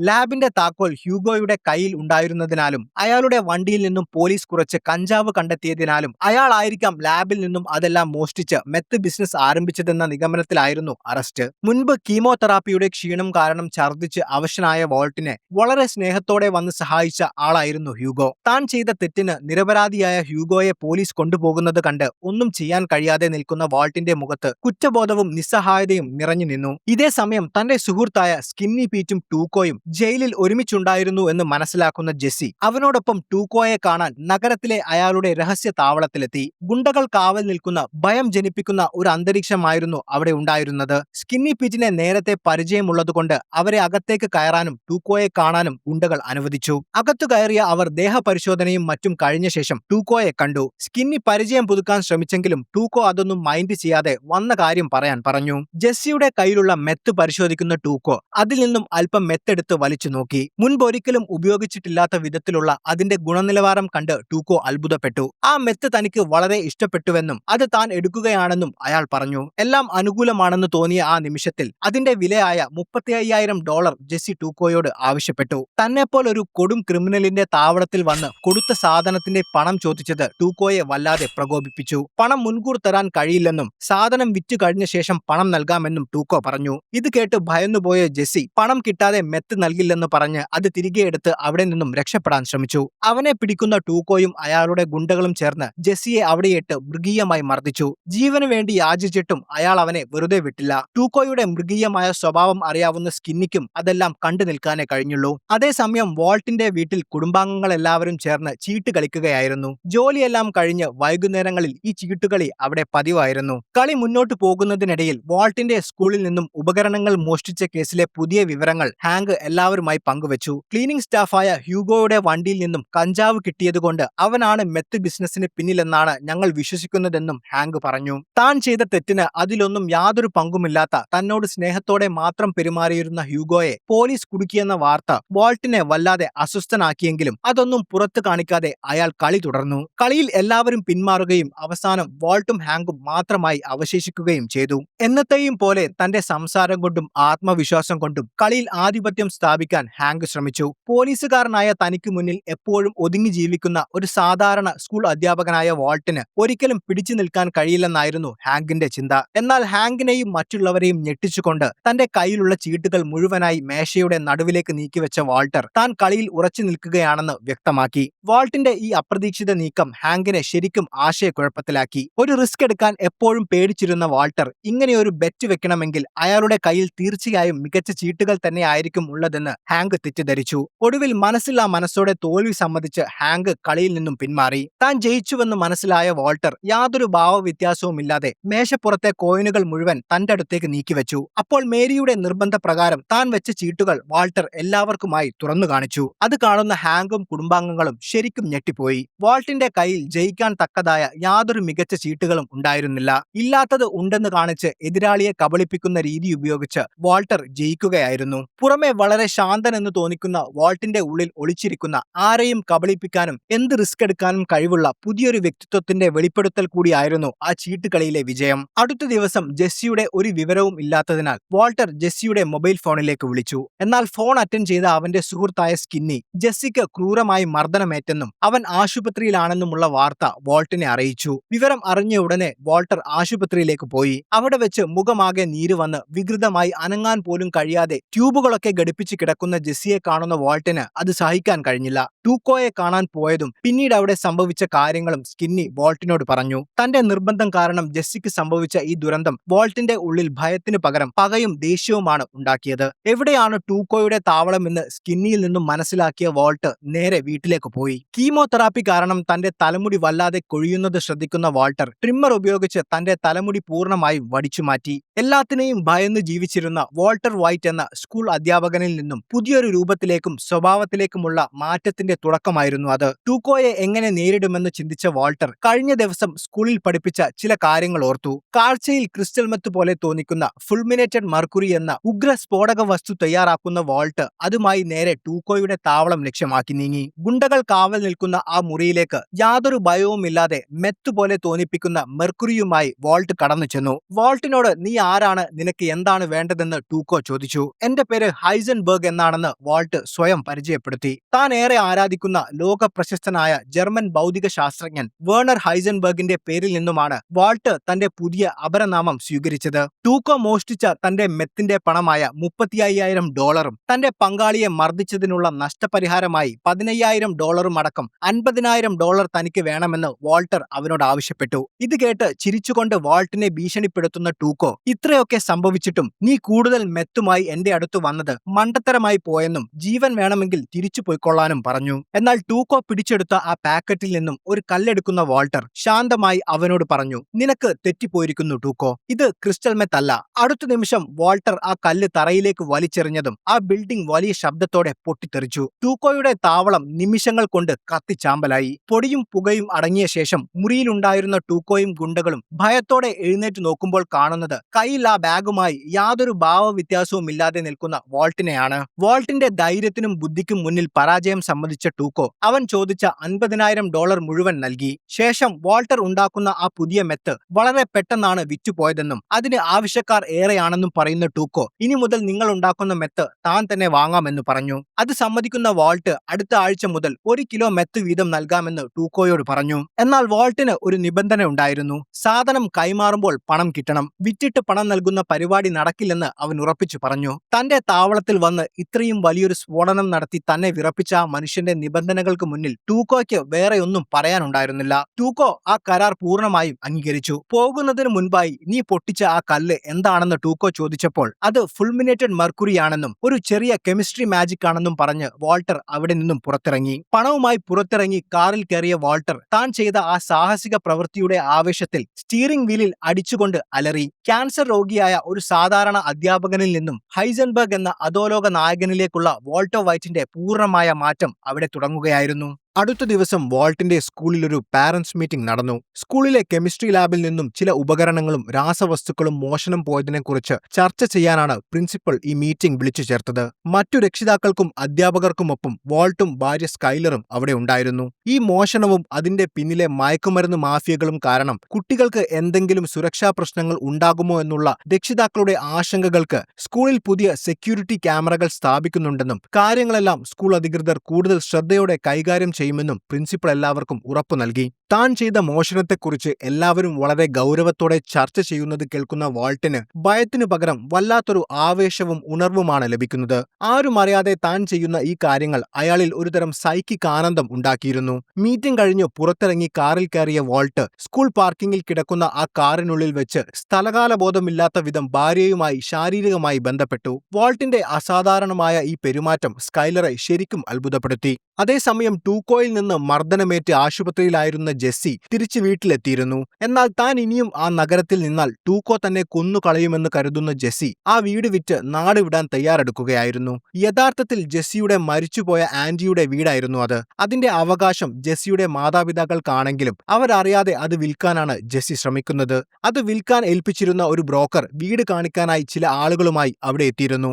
അപ്പോഴാണ് ജെസ്സിയെ അന്വേഷിച്ച് വാൾട്ട് അവിടേക്ക് വന്നത്. ബ്രോക്കറോട് താൻ വീടിന്റെ ഉടമസ്ഥനെ കാണാൻ വന്നതാണെന്ന് വാൾട്ട് പറഞ്ഞു. അവൻ ആ വാനിനുള്ളിലേക്ക് താമസം മാറിയെന്നും വീട് വിൽക്കാൻ വെച്ചതാണെന്നും അവർ പറഞ്ഞപ്പോൾ മുറ്റത്തുണ്ടായിരുന്ന അവർ മെത്ത് പാചകം ചെയ്തിരുന്ന വാനിലേക്ക് വാൾട്ടർ ചെന്നു. ഹോസ്പിറ്റലിൽ നിന്നും വിട്ട ശേഷം ഒട്ടും വയ്യാതെ കിടക്കുന്ന ജെസ്സി വാൾട്ടിന്റെ പുതിയ രൂപം കണ്ട് അത്ഭുതപ്പെട്ടു. നീ എന്തിനാണ് ഇപ്പോൾ വീട് വിൽക്കുന്നതെന്ന് വാൾട്ടർ അവനോട് ചോദിച്ചു. 2 കൊലപാതകങ്ങൾ നടന്ന ആ വീട്ടിൽ നിൽക്കാൻ തനിക്ക് ഭയമാണെന്നും അതുകൊണ്ടാണ് വിൽക്കാൻ പോകുന്നതെന്നും അവൻ കള്ളം പറഞ്ഞു. അടുത്ത നിമിഷം ടൂക്കോയുടെ കയ്യിൽ നിന്നും ലഭിച്ച അവരുടെ മെത്തിന്റെ പണമായ $35,000 പകുതിയും അവന്റെ ചികിത്സയ്ക്ക് വേണ്ടി ചിലവായ $15,000 അവന് നൽകിയ ശേഷം താൻ ടൂക്കോയെ നേരിൽ കണ്ടതും പുതിയ ഡീൽ ഉറപ്പിച്ച കാര്യവും വാൾട്ട് അവനോട് പറഞ്ഞു. പുതിയ കരാർ പ്രകാരം എല്ലാ ആഴ്ചയും 1 കിലോ മെത്ത് വീതം ടൂക്കോയ്ക്ക് നൽകണമെന്നും അതിന് $70,000 വെച്ച് കിട്ടുമെന്നും വാൾട്ട് അവനോട് പറഞ്ഞു.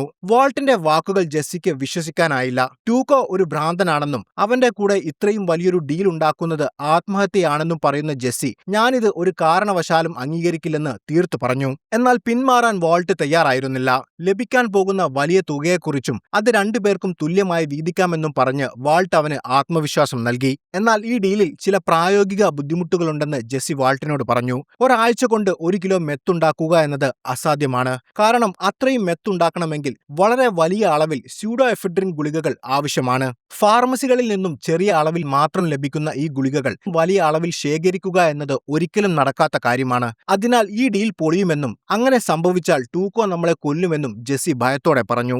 അതിന് എന്തെങ്കിലും വഴികൾ നമുക്ക് അന്വേഷിക്കാമെന്ന് പറയുന്ന വാൾട്ടർ ഡോക്ടറുടെ അപ്പോയിന്റ്മെന്റ് ഉള്ളതിനാൽ വീട്ടിലേക്ക് തിരിച്ചുപോയി. ഭാര്യയ്ക്കൊപ്പം ഡോക്ടറെ കാണുന്ന വാൾട്ട് തന്റെ ചികിത്സയുടെ അടുത്ത ഘട്ടങ്ങളെക്കുറിച്ചും മറ്റും സംസാരിച്ചു. ക്യാൻസറിനെതിരെയുള്ള ഈ പോരാട്ടത്തിൽ രോഗത്തെക്കുറിച്ചും ചികിത്സയെക്കുറിച്ചും അമിതമായ പ്രതീക്ഷകൾ വെക്കാതെ യാഥാർത്ഥ്യത്തെ ഉൾക്കൊള്ളുക എന്നതാണ് പ്രധാനമെന്ന് ഡോക്ടർ വാൾട്ടിനോട് പറഞ്ഞു. ഇതിനിടയിൽ സ്കൈലർ കീമോതെറാപ്പിക്ക് പുറമെ അമേരിക്കയിലെ ആദിവാസി സമൂഹമായ നേറ്റീവ് അമേരിക്കൻസിന്റെ ഇടയിൽ കാണപ്പെടുന്ന ആയുർവേദവും ആത്മീയ ചികിത്സാ രീതികളും പരീക്ഷിക്കുന്നത് വാൾട്ടിന് ഗുണം ചെയ്യുമോ എന്ന് ചോദിച്ചു. ഇത്തരം ചികിത്സകൾക്ക് ക്യാൻസർ മാറ്റാൻ കഴിയുമെന്നതിന് ശാസ്ത്രീയമായ തെളിവുകൾ ഒന്നുമില്ലെങ്കിലും രോഗിക്ക് മാനസികമായി ഒരു സമാധാനവും ആശ്വാസവും കിട്ടാൻ അത് സഹായിക്കുമെങ്കിൽ തീർച്ചയായും ചെയ്യാവുന്നതാണെന്നായിരുന്നു ഡോക്ടറുടെ മറുപടി. എന്നാൽ സ്കൈലർ ഡോക്ടറുമായി ഇത്രയും ഗൗരവമായ കാര്യങ്ങൾ സംസാരിക്കുമ്പോൾ വാൾട്ടിന്റെ മനസ്സ് അവിടെയൊന്നുമല്ലായിരുന്നു. ടൂക്കോയ്ക്ക് കൊടുക്കാമെന്നേറ്റ മെത്ത് എങ്ങനെ ഉണ്ടാക്കുമെന്നും അതിനുവേണ്ട കെമിക്കൽസ് എങ്ങനെ സംഘടിപ്പിക്കുമെന്ന ചിന്തയിലായിരുന്നു വാൾട്ട്. അടുത്ത ദിവസം ടൂക്കോയോട് പറഞ്ഞതുപോലെ അവന് മെത്ത് നൽകാനായി വാൾട്ടും ജെസ്സിയും ഒരു മീറ്റിംഗ് അറേഞ്ച് ചെയ്തു. മുൻപ് നടന്ന സംഭവങ്ങൾക്ക് ശേഷം ടൂക്കോയെ കാണാനും സംസാരിക്കാനും ജെസ്സിക്ക് നല്ല ഭയമുണ്ടായിരുന്നു. പഴയ വണ്ടികൾ കൂട്ടിയിട്ട ഒരു വലിയ യാർഡായിരുന്നു അവർ ഈ മീറ്റിംഗിനായി തിരഞ്ഞെടുത്ത സ്ഥലം. തന്റെ സഹായികൾക്കൊപ്പം അവിടെ എത്തിയ ടൂക്കോ മുൻപ് സംഭവിച്ച കാര്യങ്ങൾക്ക് ജെസ്സിയോട് മാപ്പ് ചോദിച്ചു. അവർ ഉണ്ടാക്കിയ കരാർ പ്രകാരം 1 കിലോ മെത്തായിരുന്നു വാൾട്ട് ടൂക്കോയ്ക്ക് നൽകേണ്ടിയിരുന്നത്. എന്നാൽ അവരുടെ കയ്യിൽ ആകെ ബാക്കിയുണ്ടായിരുന്ന 250 ഗ്രാം മെത്താണ് വാൾട്ട് അവന് നൽകിയത്. ഇത് കാണുന്ന ടൂക്കോ അവരോട് ദേഷ്യപ്പെട്ടു. ഒരു ഭ്രാന്തനെ പോലെ ടൂക്കോ ദേഷ്യപ്പെടുന്നത് കണ്ട് ജീവൻ പോകുമെന്ന ഭയത്തോടെയാണ് ജെസ്സി നിന്നത്. മെത്തുണ്ടാക്കുന്നതിൽ ഞങ്ങൾക്ക് ചില സാങ്കേതിക ബുദ്ധിമുട്ടുകൾ നേരിട്ടതുകൊണ്ടാണ് ഇത്തവണ 1 കിലോ നൽകാൻ പറ്റാത്തതെന്നും അടുത്ത തവണ എല്ലാം ചേർത്ത് നൽകാമെന്നും യാതൊരു കൂസലുമില്ലാതെ വാൾട്ട് ടൂക്കോയോട് പറഞ്ഞു. എന്നാൽ അവരുടെ ബുദ്ധിമുട്ടുകളൊന്നും കേൾക്കാൻ താല്പര്യമില്ലായിരുന്ന ടൂക്കോ കൊണ്ടുവന്ന മെത്തിന്റെ പണമായ $17,500 നിന്ന് 17,000 മാത്രമാണ് വാൾട്ടിന് നൽകിയത്. $500 തന്റെ സമയം നഷ്ടപ്പെടുത്തിയതിന്റെ പിഴയായി ഈടാക്കിയെന്ന് അവൻ പറഞ്ഞു. പോകാനൊരുങ്ങിയ ടൂക്കോയോട് നീ കൊണ്ടുവന്ന പണം മൊത്തം എനിക്ക് വേണമെന്ന് വാൾട്ട് ആവശ്യപ്പെട്ടു. വാൾട്ടിന്റെ അപ്രതീക്ഷിതമായ ആ നീക്കം കണ്ട് ജെസ്സി അടക്കമുള്ളവർ ഞെട്ടിപ്പോയി. ഇത് കേട്ട് വാൾട്ടിനെ പുച്ഛത്തോടെ നോക്കുന്ന ടൂക്കോയോട് നിനക്ക് ഞങ്ങളുടെ പ്രോഡക്റ്റ് ഇഷ്ടപ്പെട്ട സ്ഥിതിക്ക് ആ പണം മുഴുവൻ ഒരു നിക്ഷേപമായി കരുതിയാൽ മതിയെന്നും അടുത്ത ആഴ്ച ഈ ആഴ്ചത്തെ ബാക്കി 750 ഗ്രാമും അടുത്ത ആഴ്ചത്തെ 1 കിലോയും ഒരുമിച്ച് നൽകാമെന്ന് വാൾട്ട് പറഞ്ഞു. വാൾട്ടിന്റെ നിബന്ധനകളും ആവശ്യങ്ങളും ടൂക്കോയെ ഭ്രാന്ത് പിടിപ്പിക്കുന്നുണ്ടെങ്കിലും അവന്റെ മെത്തിന്റെ ക്വാളിറ്റി ഓർത്ത് അതെല്ലാം കടിച്ചു പിടിക്കുന്ന അയാൾ ഒരാഴ്ചത്തേക്ക് ആ പണം പലിശയ്ക്ക് നൽകാമെന്നും അടുത്ത ആഴ്ച 2 കിലോ തികച്ചും വേണമെന്നും പറഞ്ഞു. ഞാനൊരു 2 കിലോ അധികം കൊണ്ടുവന്നാൽ വാങ്ങാൻ നിന്റെ കയ്യിൽ പണമുണ്ടാകുമോ എന്നായിരുന്നു വാൾട്ടിന്റെ മറുപടി. വാൾട്ടിന്റെ ആ ചോദ്യം ജെസ്സിയെയും ടൂക്കോയെയും ശരിക്കും ഞെട്ടിച്ചു. ചുമ്മാ തള്ളി മറയ്ക്കാതെ ആദ്യം പറഞ്ഞ വാക്ക് പാലിക്കാൻ നോക്ക്, അല്ലെങ്കിൽ എന്റെ തനി സ്വരൂപം നീ അറിയുമെന്ന് പറയുന്ന ടൂക്കോ ആ പണം മുഴുവൻ ദേഷ്യത്തോടെ അവരുടെ കയ്യിലേക്ക് വലിച്ചെറിഞ്ഞ ശേഷം തിരിച്ചുപോയി. തിരികെ വീട്ടിലെത്തിയ വാൾട്ടും ജെസ്സിയും അടുത്ത ആഴ്ച ടൂക്കോയ്ക്ക് കൊടുക്കാമെന്നേറ്റ മെത്തുണ്ടാക്കാനുള്ള ഉപകരണങ്ങളും കെമിക്കലുകളും വാങ്ങാനുള്ള ലിസ്റ്റ് തയ്യാറാക്കാൻ തുടങ്ങി. എന്നാൽ മെത്തുണ്ടാക്കാൻ സാധാരണ അവർ ഉപയോഗിച്ചിരുന്ന സ്യൂഡോഎഫെഡ്രിൻ ഗുളികകൾ വലിയ അളവിൽ ലഭിക്കാൻ സാധ്യതയില്ലെന്ന് ജെസ്സി നേരത്തെ പറഞ്ഞതിനാൽ വാൾട്ട് പുതിയൊരു കെമിക്കൽ പ്രോസസ് ഇത്തവണ ഡിസൈൻ ചെയ്തിരുന്നു. ഈ പുതിയ പാചകരീതിക്ക് ആവശ്യമായ ഉപകരണങ്ങളുടെയും രാസവസ്തുക്കളുടെയും ലിസ്റ്റ് ഉണ്ടാക്കുന്ന വാൾട്ട് എത്രയും പെട്ടെന്ന് അതെല്ലാം സംഘടിപ്പിക്കാൻ അവനോട് ആവശ്യപ്പെട്ടു. എന്നാൽ ആ ലിസ്റ്റിലെ ഭൂരിഭാഗം സാധനങ്ങളുടെ പേര് പോലും അവന് വ്യക്തമായി വായിക്കാൻ കഴിഞ്ഞില്ല. കാരണം സാധാരണ ഗ്ലാസ് പാത്രങ്ങൾക്കും ട്യൂബുകൾക്കും പകരം വലിയ കെമിക്കൽ ലാബുകളിൽ മാത്രം ഉപയോഗിക്കുന്ന ട്യൂബ് ഫർണൈസ്, തോറിയം നൈട്രേറ്റ് തുടങ്ങിയ സംഭവങ്ങളായിരുന്നു അതിലുണ്ടായിരുന്നത്. ഇതെല്ലാം കാണുന്നതോടെ ജെസ്സി ഇതൊന്നും തനിക്ക് സംഘടിപ്പിക്കാൻ കഴിയില്ലെന്നും താൻ ഈ പരിപാടിയിൽ നിന്ന് ഒഴിവാവുകയാണെന്നും പറഞ്ഞു. കാരണം ഒരു സാധാരണക്കാരൻ ഇത്തരം ഹൈ എൻഡ് കെമിക്കലുകളും ഉപകരണങ്ങളും കടകളിൽ ചെന്ന് ചോദിച്ചാൽ അത് വലിയ സംശയമുണ്ടാക്കും. കടക്കാർ ഉടനടി നാർക്കോട്ടിക്സ് പോലീസിനെ വിവരമറിയിക്കുമെന്നും താൻ എളുപ്പത്തിൽ പോലീസിന്റെ പിടിയിലാകുമെന്നും ജെസ്സിക്ക് നന്നായി അറിയാമായിരുന്നു. ജെസ്സിയുടെ ഭയം വാൾട്ടിന് മനസ്സിലായെങ്കിലും അവന്റെ സഹായമില്ലാതെ തനിക്കൊന്നും ചെയ്യാൻ കഴിയില്ലെന്ന് അറിയാമായിരുന്ന വാൾട്ട് അവനെ നല്ല രീതിയിലൊന്ന് മോട്ടിവേറ്റ് ചെയ്തു. ജീവിതകാലം മുഴുവൻ വീട്ടുകാരെയും കുടുംബത്തെയും പോലീസിനെയും പേടിച്ച് ജീവിക്കാനാണോ അതോ ആവശ്യത്തിന് പണമുണ്ടാക്കി നല്ല രീതിയിൽ ജീവിക്കാനാണോ നിനക്കിഷ്ടമെന്ന് വാൾട്ട് അവനോട് ചോദിച്ചു. ഒരു നല്ല ജീവിതത്തിലേക്കുള്ള ആദ്യ പടിയാണിതെന്നും ഈ നഗരത്തെക്കുറിച്ച് നന്നായി അറിയാവുന്ന നിനക്കിതെല്ലാം ഒപ്പിക്കാൻ സാധിക്കുമെന്നും അയാൾ അവന് ആത്മവിശ്വാസം നൽകി. ഇത്രയും കാലം തന്നെ ഒരു കഴിവുകെട്ടവനായി മാത്രം കണ്ടിരുന്ന, എപ്പോഴും വഴക്ക് പറഞ്ഞിരുന്ന വാൾട്ട് തന്നെ ഇത്രത്തോളം വിശ്വസിക്കുകയും തന്റെ കഴിവുകളെ അംഗീകരിക്കുകയും ചെയ്യുന്നത് ജെസ്സിയിൽ ചെറിയ ആത്മവിശ്വാസമുണ്ടാക്കി. ആ ധൈര്യത്തിൽ തനിക്കറിയാവുന്ന മോഷ്ടാക്കളുടെയും ഡീലർമാരുടെയും സഹായത്തോടെ ആ ലിസ്റ്റിലെ സാധനങ്ങൾ സംഘടിപ്പിക്കാൻ ജെസ്സി പുറപ്പെട്ടു. തിരികെ വീട്ടിലെത്തിയ വാൾട്ടിന്റെ വീട്ടിൽ ഭാര്യയുടെ ബേബി ഷവർ പാർട്ടി നടക്കുകയായിരുന്നു. സ്കൈലറിന്റെ സഹോദരി മേരി ജനിക്കാൻ പോകുന്ന കുഞ്ഞിന് ഭാവിയിൽ കാണാനായി എല്ലാവരുടെയും വീഡിയോ മെസ്സേജുകൾ റെക്കോർഡ് ചെയ്യുകയാണ്. ക്യാമറയുമായി വാൾട്ടിന്റെ അടുത്തെത്തിയ മേരി മകൾക്ക് വേണ്ടി എന്തെങ്കിലും പറയാൻ ആവശ്യപ്പെട്ടു. ആ ക്യാമറയിലേക്ക് നോക്കി ജനിക്കാനിരിക്കുന്ന തന്റെ കുഞ്ഞിനോട് സംസാരിക്കുന്ന വാൾട്ടർ, ജീവിതത്തിൽ നീ എവിടെയായിരുന്നാലും നിന്നെ ജീവനു തുല്യം സ്നേഹിക്കുന്ന ഒരു കുടുംബം നിനക്കുണ്ടെന്നും എന്തൊക്കെ സംഭവിച്ചാലും ഞങ്ങൾ എപ്പോഴും നിന്റെ കൂടെ ഉണ്ടാകുമെന്ന് നീ ഓർക്കണമെന്നും പറഞ്ഞ ശേഷം അതിഥികളെ സ്വീകരിക്കുന്ന തിരക്കിലേക്ക് വാൾട്ടർ മാറി. ആഘോഷങ്ങൾക്ക് ശേഷം വീടിന്റെ സ്വീകരണ മുറിയിൽ വെച്ച് സ്കൈലർ തന്റെ കുഞ്ഞിന് ലഭിച്ച സമ്മാനങ്ങളെല്ലാം തുറന്നു നോക്കാൻ തുടങ്ങി. വിലപിടിപ്പുള്ള കല്ലുകൾ പതിച്ച ഒരു വെളുത്ത സ്വർണ്ണ ടിയാര ആയിരുന്നു മേരി അവർക്ക് സമ്മാനിച്ചത്. എല്ലാവരും ആ വിലപിടിപ്പുള്ള സമ്മാനത്തെക്കുറിച്ച് സംസാരിക്കുന്നത് കേട്ടുകൊണ്ട് മേരി വളരെ അഭിമാനത്തോടെ അവിടെ ഇരുന്നു. എന്നാൽ ആ ബഹളങ്ങളിൽ നിന്ന് ഒന്ന് മാറാൻ ആഗ്രഹിച്ച വാൾട്ടും ഹാങ്കും വീടിന് പുറത്തുള്ള സ്വിമ്മിംഗ് പൂളിന്റെ അടുത്തേക്ക് പോയി. അവിടെ ഇരുന്ന് മദ്യപിച്ചുകൊണ്ടിരിക്കുമ്പോൾ ഹാങ്ക് തന്റെ കയ്യിലുണ്ടായിരുന്ന ക്യൂബൻ സിഗാർ പുറത്തെടുത്തു. അമേരിക്കയിൽ ക്യൂബൻ സിഗാർ കയ്യിൽ വെക്കുന്നതും ഉപയോഗിക്കുന്നതും നിയമവിരുദ്ധമായ കാര്യമാണ്. ഇതറിയാവുന്ന വാൾട്ട് അത് നിയമവിരുദ്ധമല്ലേ എന്ന് ഹാങ്കിനോട് ചോദിച്ചു. ചില സമയങ്ങളിൽ വിലക്കപ്പെട്ട കനികൾക്ക് കൂടുതൽ സ്വാദുണ്ടാകുമെന്നായിരുന്നു ഹാങ്കിന്റെ മറുപടി. സംസാരത്തിനിടയിൽ അവർ നിയമങ്ങളെക്കുറിച്ചും തെറ്റും ശരിയും തീരുമാനിക്കുന്നതിൽ മനുഷ്യർ കാണിക്കുന്ന വൈരുദ്ധ്യങ്ങളെപ്പറ്റിയുമെല്ലാം ചർച്ച ചെയ്തു. പാർട്ടി കഴിഞ്ഞ് എല്ലാവരും പോയ ശേഷം നേരത്തെ ഡോക്ടറുടെ അടുത്ത് വെച്ച് സൂചിപ്പിച്ച പോലെ ആയുർവേദവും ആത്മീയ ചികിത്സകളും നടത്താൻ താൽപ്പര്യമുണ്ടെന്നും അതിനായി നവാജോ സ്വെറ്റ് ലോഡ്ജ് എന്ന ഒരു ചികിത്സാ കേന്ദ്രം താൻ കണ്ടുപിടിച്ചിട്ടുണ്ടെന്നും വാൾട്ട് ഭാര്യയോട് പറഞ്ഞു. അമേരിക്കൻ ആദിവാസികളുടെ പരമ്പരാഗതമായ ഒരുതരം പ്രകൃതി ചികിത്സാ ധ്യാന കേന്ദ്രമാണ് സ്വെറ്റ് ലോഡ്ജുകൾ. അവിടെ പോയാൽ അത് മനസ്സിന് ഒരാശ്വാസമാകുമെന്ന് വാൾട്ട് പറഞ്ഞു. ഭർത്താവിന്റെ അസുഖം ഭേദമാകാൻ ഏതറ്റം വരെ പോകാനും തയ്യാറായി നിൽക്കുന്ന സ്കൈലർ യാതൊരു സംശയവുമില്ലാതെ സന്തോഷത്തോടെ വാൾട്ടിനെ യാത്രയാക്കാൻ തീരുമാനിച്ചു. എന്നാൽ ആ 3 ദിവസം ജെസ്സിയോടൊപ്പം മെത്ത് പാചകം ചെയ്യാനാണ് വാൾട്ട് പോകുന്നത്.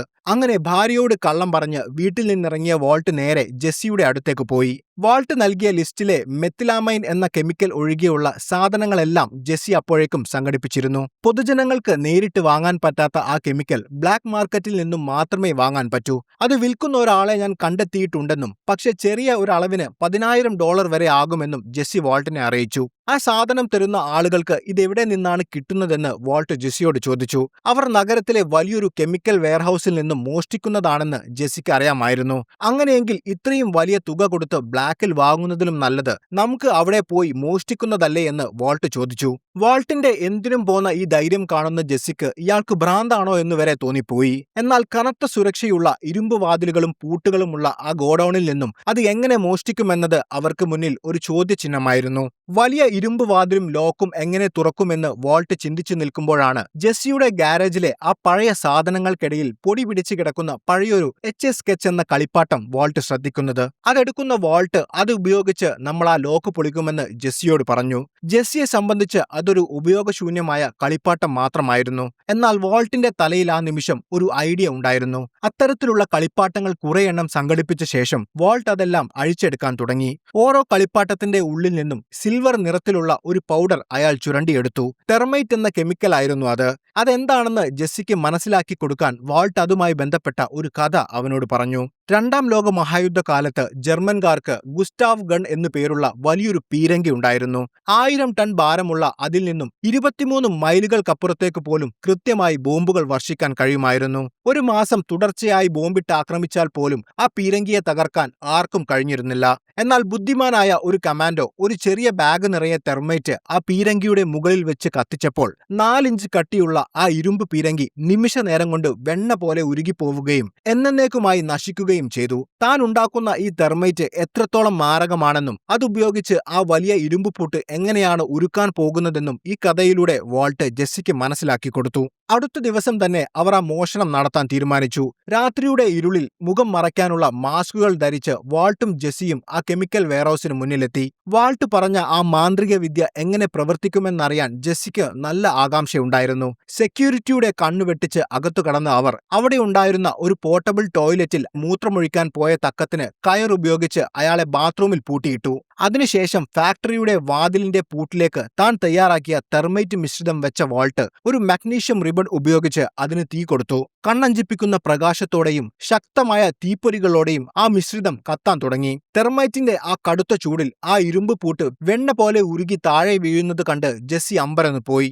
അകത്ത് കടന്ന് മെത്തിലാമൈൻ സൂക്ഷിച്ചിരിക്കുന്ന വലിയ ബാരൽ കണ്ടെത്തിയെങ്കിലും അവർ വിചാരിച്ചതിലും വളരെ ഭാരമുള്ളതായിരുന്നു അത്. വേറെ നിവൃത്തിയില്ലാത്തതിനാൽ അവരത് പൊക്കിയെടുത്ത് പുറത്തേക്ക് കൊണ്ടുപോകാൻ തുടങ്ങി. വല്ലാതെ പാടുപെട്ടെങ്കിലും ആരുടെയും കണ്ണിൽ പെടാതെ അവർ അതുമായി അവിടെ നിന്നും രക്ഷപ്പെട്ടു. മെത്തിലാമൈൻ മോഷണം വിജയകരമായി പൂർത്തിയാക്കിയതിനു ശേഷമുള്ള അടുത്ത ദിവസം തന്നെ അവർ പാചകം ആരംഭിക്കാൻ തീരുമാനിച്ചു. ആ പഴയ വാനുമെടുത്ത് ഏതെങ്കിലും മരുഭൂമിയിൽ വെച്ച് പാചകം ചെയ്യാമെന്നായിരുന്നു അവരുടെ പ്ലാൻ. എന്നാൽ എത്ര ശ്രമിച്ചിട്ടും വണ്ടി സ്റ്റാർട്ടാവാതായതോടെ എഞ്ചിൻ കേടായതാണെന്നും അത് നന്നാക്കാൻ കുറഞ്ഞത് ഒരാഴ്ചയെങ്കിലും സമയമെടുക്കുമെന്നും ജെസ്സി പറഞ്ഞു. ഇത് കേട്ട വാൾട്ട് ആകെ നിരാശനായി. കാരണം മെത്തുണ്ടാക്കാൻ വേറെയൊരു സുരക്ഷിതമായ സ്ഥലം കണ്ടുപിടിക്കാൻ ഇനി അവർക്ക് സമയമില്ല. കൃത്യസമയത്ത് സാധനം എത്തിച്ചില്ലെങ്കിൽ ടൂക്കോ തങ്ങളെ വെറുതെ വിടില്ല എന്ന ഭയം രണ്ടുപേർക്കും ഉണ്ടായിരുന്നു. മറ്റു വഴികളൊന്നും ഇല്ലാത്തതിനാൽ ജെസ്സിയുടെ വീടിന്റെ ബേസ്മെന്റിൽ വെച്ച് പാചകം ചെയ്യാമെന്ന് വാൾട്ട് പറഞ്ഞു. ഇത് കേട്ടതും ജെസ്സി അതിനെ എതിർത്തു. ഈ വീട് വിൽക്കാൻ വെച്ചതാണെന്നും ഏത് സമയത്തും ആളുകൾ വീട് കാണാൻ വരുമെന്നും പറഞ്ഞ് ജെസ്സി വാൾട്ടിനോട് തർക്കിച്ചു. എന്നാൽ ടൂക്കോയുടെ ഭീഷണി ഓർമ്മിപ്പിക്കുന്ന വാൾട്ട്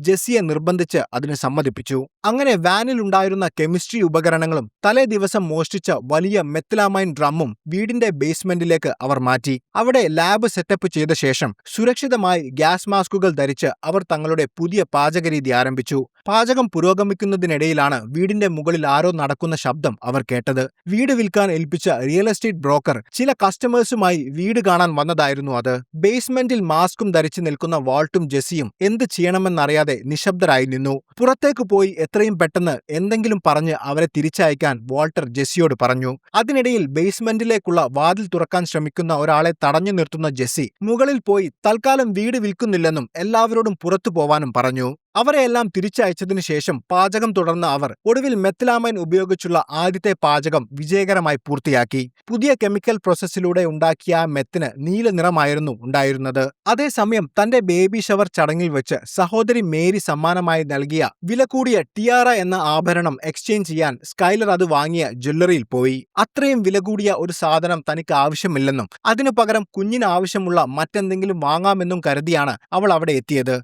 കയ്യിൽ ബില്ല് ഇല്ലായിരുന്നെങ്കിലും മേരി അവിടെ നിന്നാണ് വാങ്ങിയതെന്ന വിശ്വാസത്തിൽ അത് മാറ്റിയെടുക്കാൻ കഴിയുമെന്ന പ്രതീക്ഷയിലായിരുന്നു സ്കൈലർ ആ ടിയാറ കടയിലുള്ളവരെ കാണിച്ചതും അവരുടെ മുഖഭാവം പെട്ടെന്ന് മാറി. അയാൾ ഉടൻ തന്നെ സെക്യൂരിറ്റിയെ വിളിച്ച് കടയുടെ മുൻവാതിൽ പൂട്ടാൻ ആവശ്യപ്പെട്ടു. തുടർന്ന് സ്കൈലറെ തന്റെ ഓഫീസിലേക്ക് കൂട്ടിക്കൊണ്ടുപോയി. ആ ടിയാറ തങ്ങളുടെ കടയിൽ നിന്നും കഴിഞ്ഞ ദിവസം മോഷണം പോയതാണെന്ന് അയാൾ സ്കൈലറിനോട് പറഞ്ഞു. തനിക്കിത് സമ്മാനമായി കിട്ടിയതാണെന്ന് സ്കൈലർ പറഞ്ഞെങ്കിലും അതിൽ വിശ്വാസം വരാത്ത കടയുടമ പോലീസിനെ വിളിക്കാൻ ഫോൺ എടുത്തു. പോലീസ് വന്നാൽ താൻ അറസ്റ്റിലാകുമെന്നും മോഷണക്കുറ്റം തന്റെ തലയിലാകുമെന്നും മനസ്സിലാക്കിയ സ്കൈലർ അവിടെ പെട്ടെന്നൊരു നാടകം കളിച്ചു. തന്റെ വയറ്റിൽ അമർത്തിപ്പിടിച്ച് അവൾ ഉച്ചത്തിൽ കരയാൻ തുടങ്ങി. തനിക്ക് പ്രസവവേദന തുടങ്ങിയെന്ന് അവൾ നിലവിളിച്ചു. ഇത് കണ്ടു പരിഭ്രാന്തനായ അയാൾ തന്റെ കടയിൽ വെച്ച് അവൾക്ക് എന്തെങ്കിലും സംഭവിച്ചാൽ വലിയ പ്രശ്നമാകുമെന്ന് ഭയന്ന് പോലീസിനെ വിളിക്കുന്നത് നിർത്തി അവളെ അവിടെ നിന്നും പോകാൻ അനുവദിച്ചു. വേദന അഭിനയിച്ച് വളരെ കഷ്ടപ്പെട്ട് കടയ്ക്ക് പുറത്തിറങ്ങിയ സ്കൈലർ ഉടൻ തന്നെ മേരിയെ വിളിച്ചെങ്കിലും അവൾ ഫോൺ എടുത്തില്ല. കുറച്ച് ദിവസങ്ങൾക്ക് ശേഷം സ്കൈലർ മേരിയെ ഒരു ഷോപ്പിൽ വെച്ച് കണ്ടു.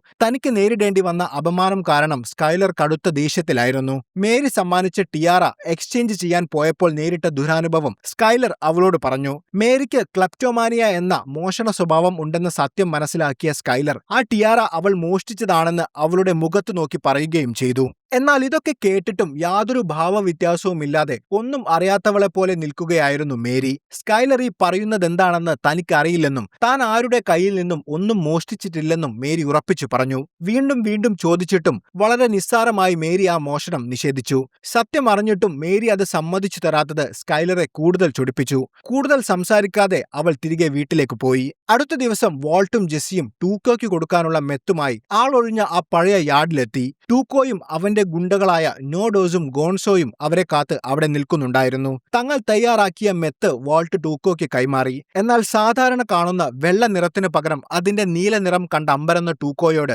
ഞങ്ങളൊരു പുതിയ രീതിയിലാണ് ഇതുണ്ടാക്കിയതെന്നും ഇതിന്റെ ക്വാളിറ്റി മുൻപത്തേക്കാൾ മികച്ചതാണെന്നും വാൾട്ട് പറഞ്ഞു. വാൾട്ട് പറഞ്ഞത് വിശ്വസിക്കാതെ ടൂക്കോ ആ നീല മെത്ത് കുറച്ചെടുത്ത് മൂക്കിലേക്ക് വലിച്ചു കയറ്റി.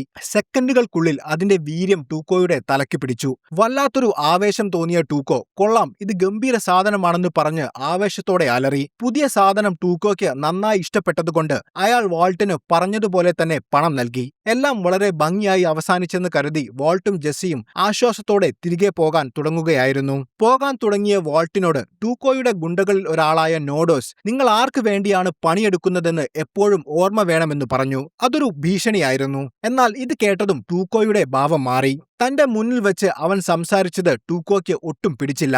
നോഡോസിന്റെ അടുത്തേക്ക് ചെന്ന ടൂക്കോ ഇവരോട് എന്തു പറയണമെന്ന് എനിക്കറിയില്ലെന്ന് നീ കരുതുന്നുണ്ടോ എന്നും ഞാനൊരു പൊട്ടനാണെന്ന് നീ വിചാരിക്കുന്നുണ്ടോ എന്നും ചോദിച്ച് ദേഷ്യപ്പെട്ടു. നോഡോസ് ക്ഷമ ചോദിച്ചെങ്കിലും ടൂക്കോ അടങ്ങിയില്ല. അടുത്ത നിമിഷം ടൂക്കോ നോഡോസിന്റെ മുഖത്ത് അതിക്രൂരമായി ആഞ്ഞടിക്കാൻ തുടങ്ങി. ഒരു മയക്കുമരുന്ന് മാഫിയ തലവന്റെ മുഴുവൻ ഭീകരതയും അയാളുടെ ഉള്ളിൽ നിന്നും പുറത്തു വന്ന നിമിഷമായിരുന്നു അത്. ചോരയൊലിപ്പിച്ച് നിലത്ത് വീണ അവനെ ടൂക്കോ വീണ്ടും വീണ്ടും മൃഗീയമായി മർദ്ദിച്ചു. സ്വന്തം ആളോട് തന്നെ ഇത്രയും ക്രൂരത കാണിക്കുന്ന ടൂക്കോയെ കണ്ട് വാൾട്ടും ജെസ്സിയും ഭയന്നു വിറച്ചു. അവസാനം മർദ്ദനം നിർത്തിയ ടൂക്കോ ചോര പുരണ്ട തന്റെ കൈ കാണിച്ച് ചിരിച്ചുകൊണ്ട് വാൾട്ടിനോട് ചോദിച്ചു, എങ്ങനെയുണ്ട് എന്റെ ഇടി? മരിക്കാറായ നോഡോസിനെയും കാറിൽ കയറ്റി ടൂക്കോ അവിടെ നിന്നും പോകുമ്പോൾ തങ്ങൾ ചെന്ന് പെട്ടിരിക്കുന്നത് എന്തും ചെയ്യാൻ മടിയില്ലാത്ത ഒരു സൈക്കോപാത്തിന്റെ കയ്യിലാണെന്ന് വാൾട്ടിനും ജെസ്സിക്കും ബോധ്യപ്പെട്ടു.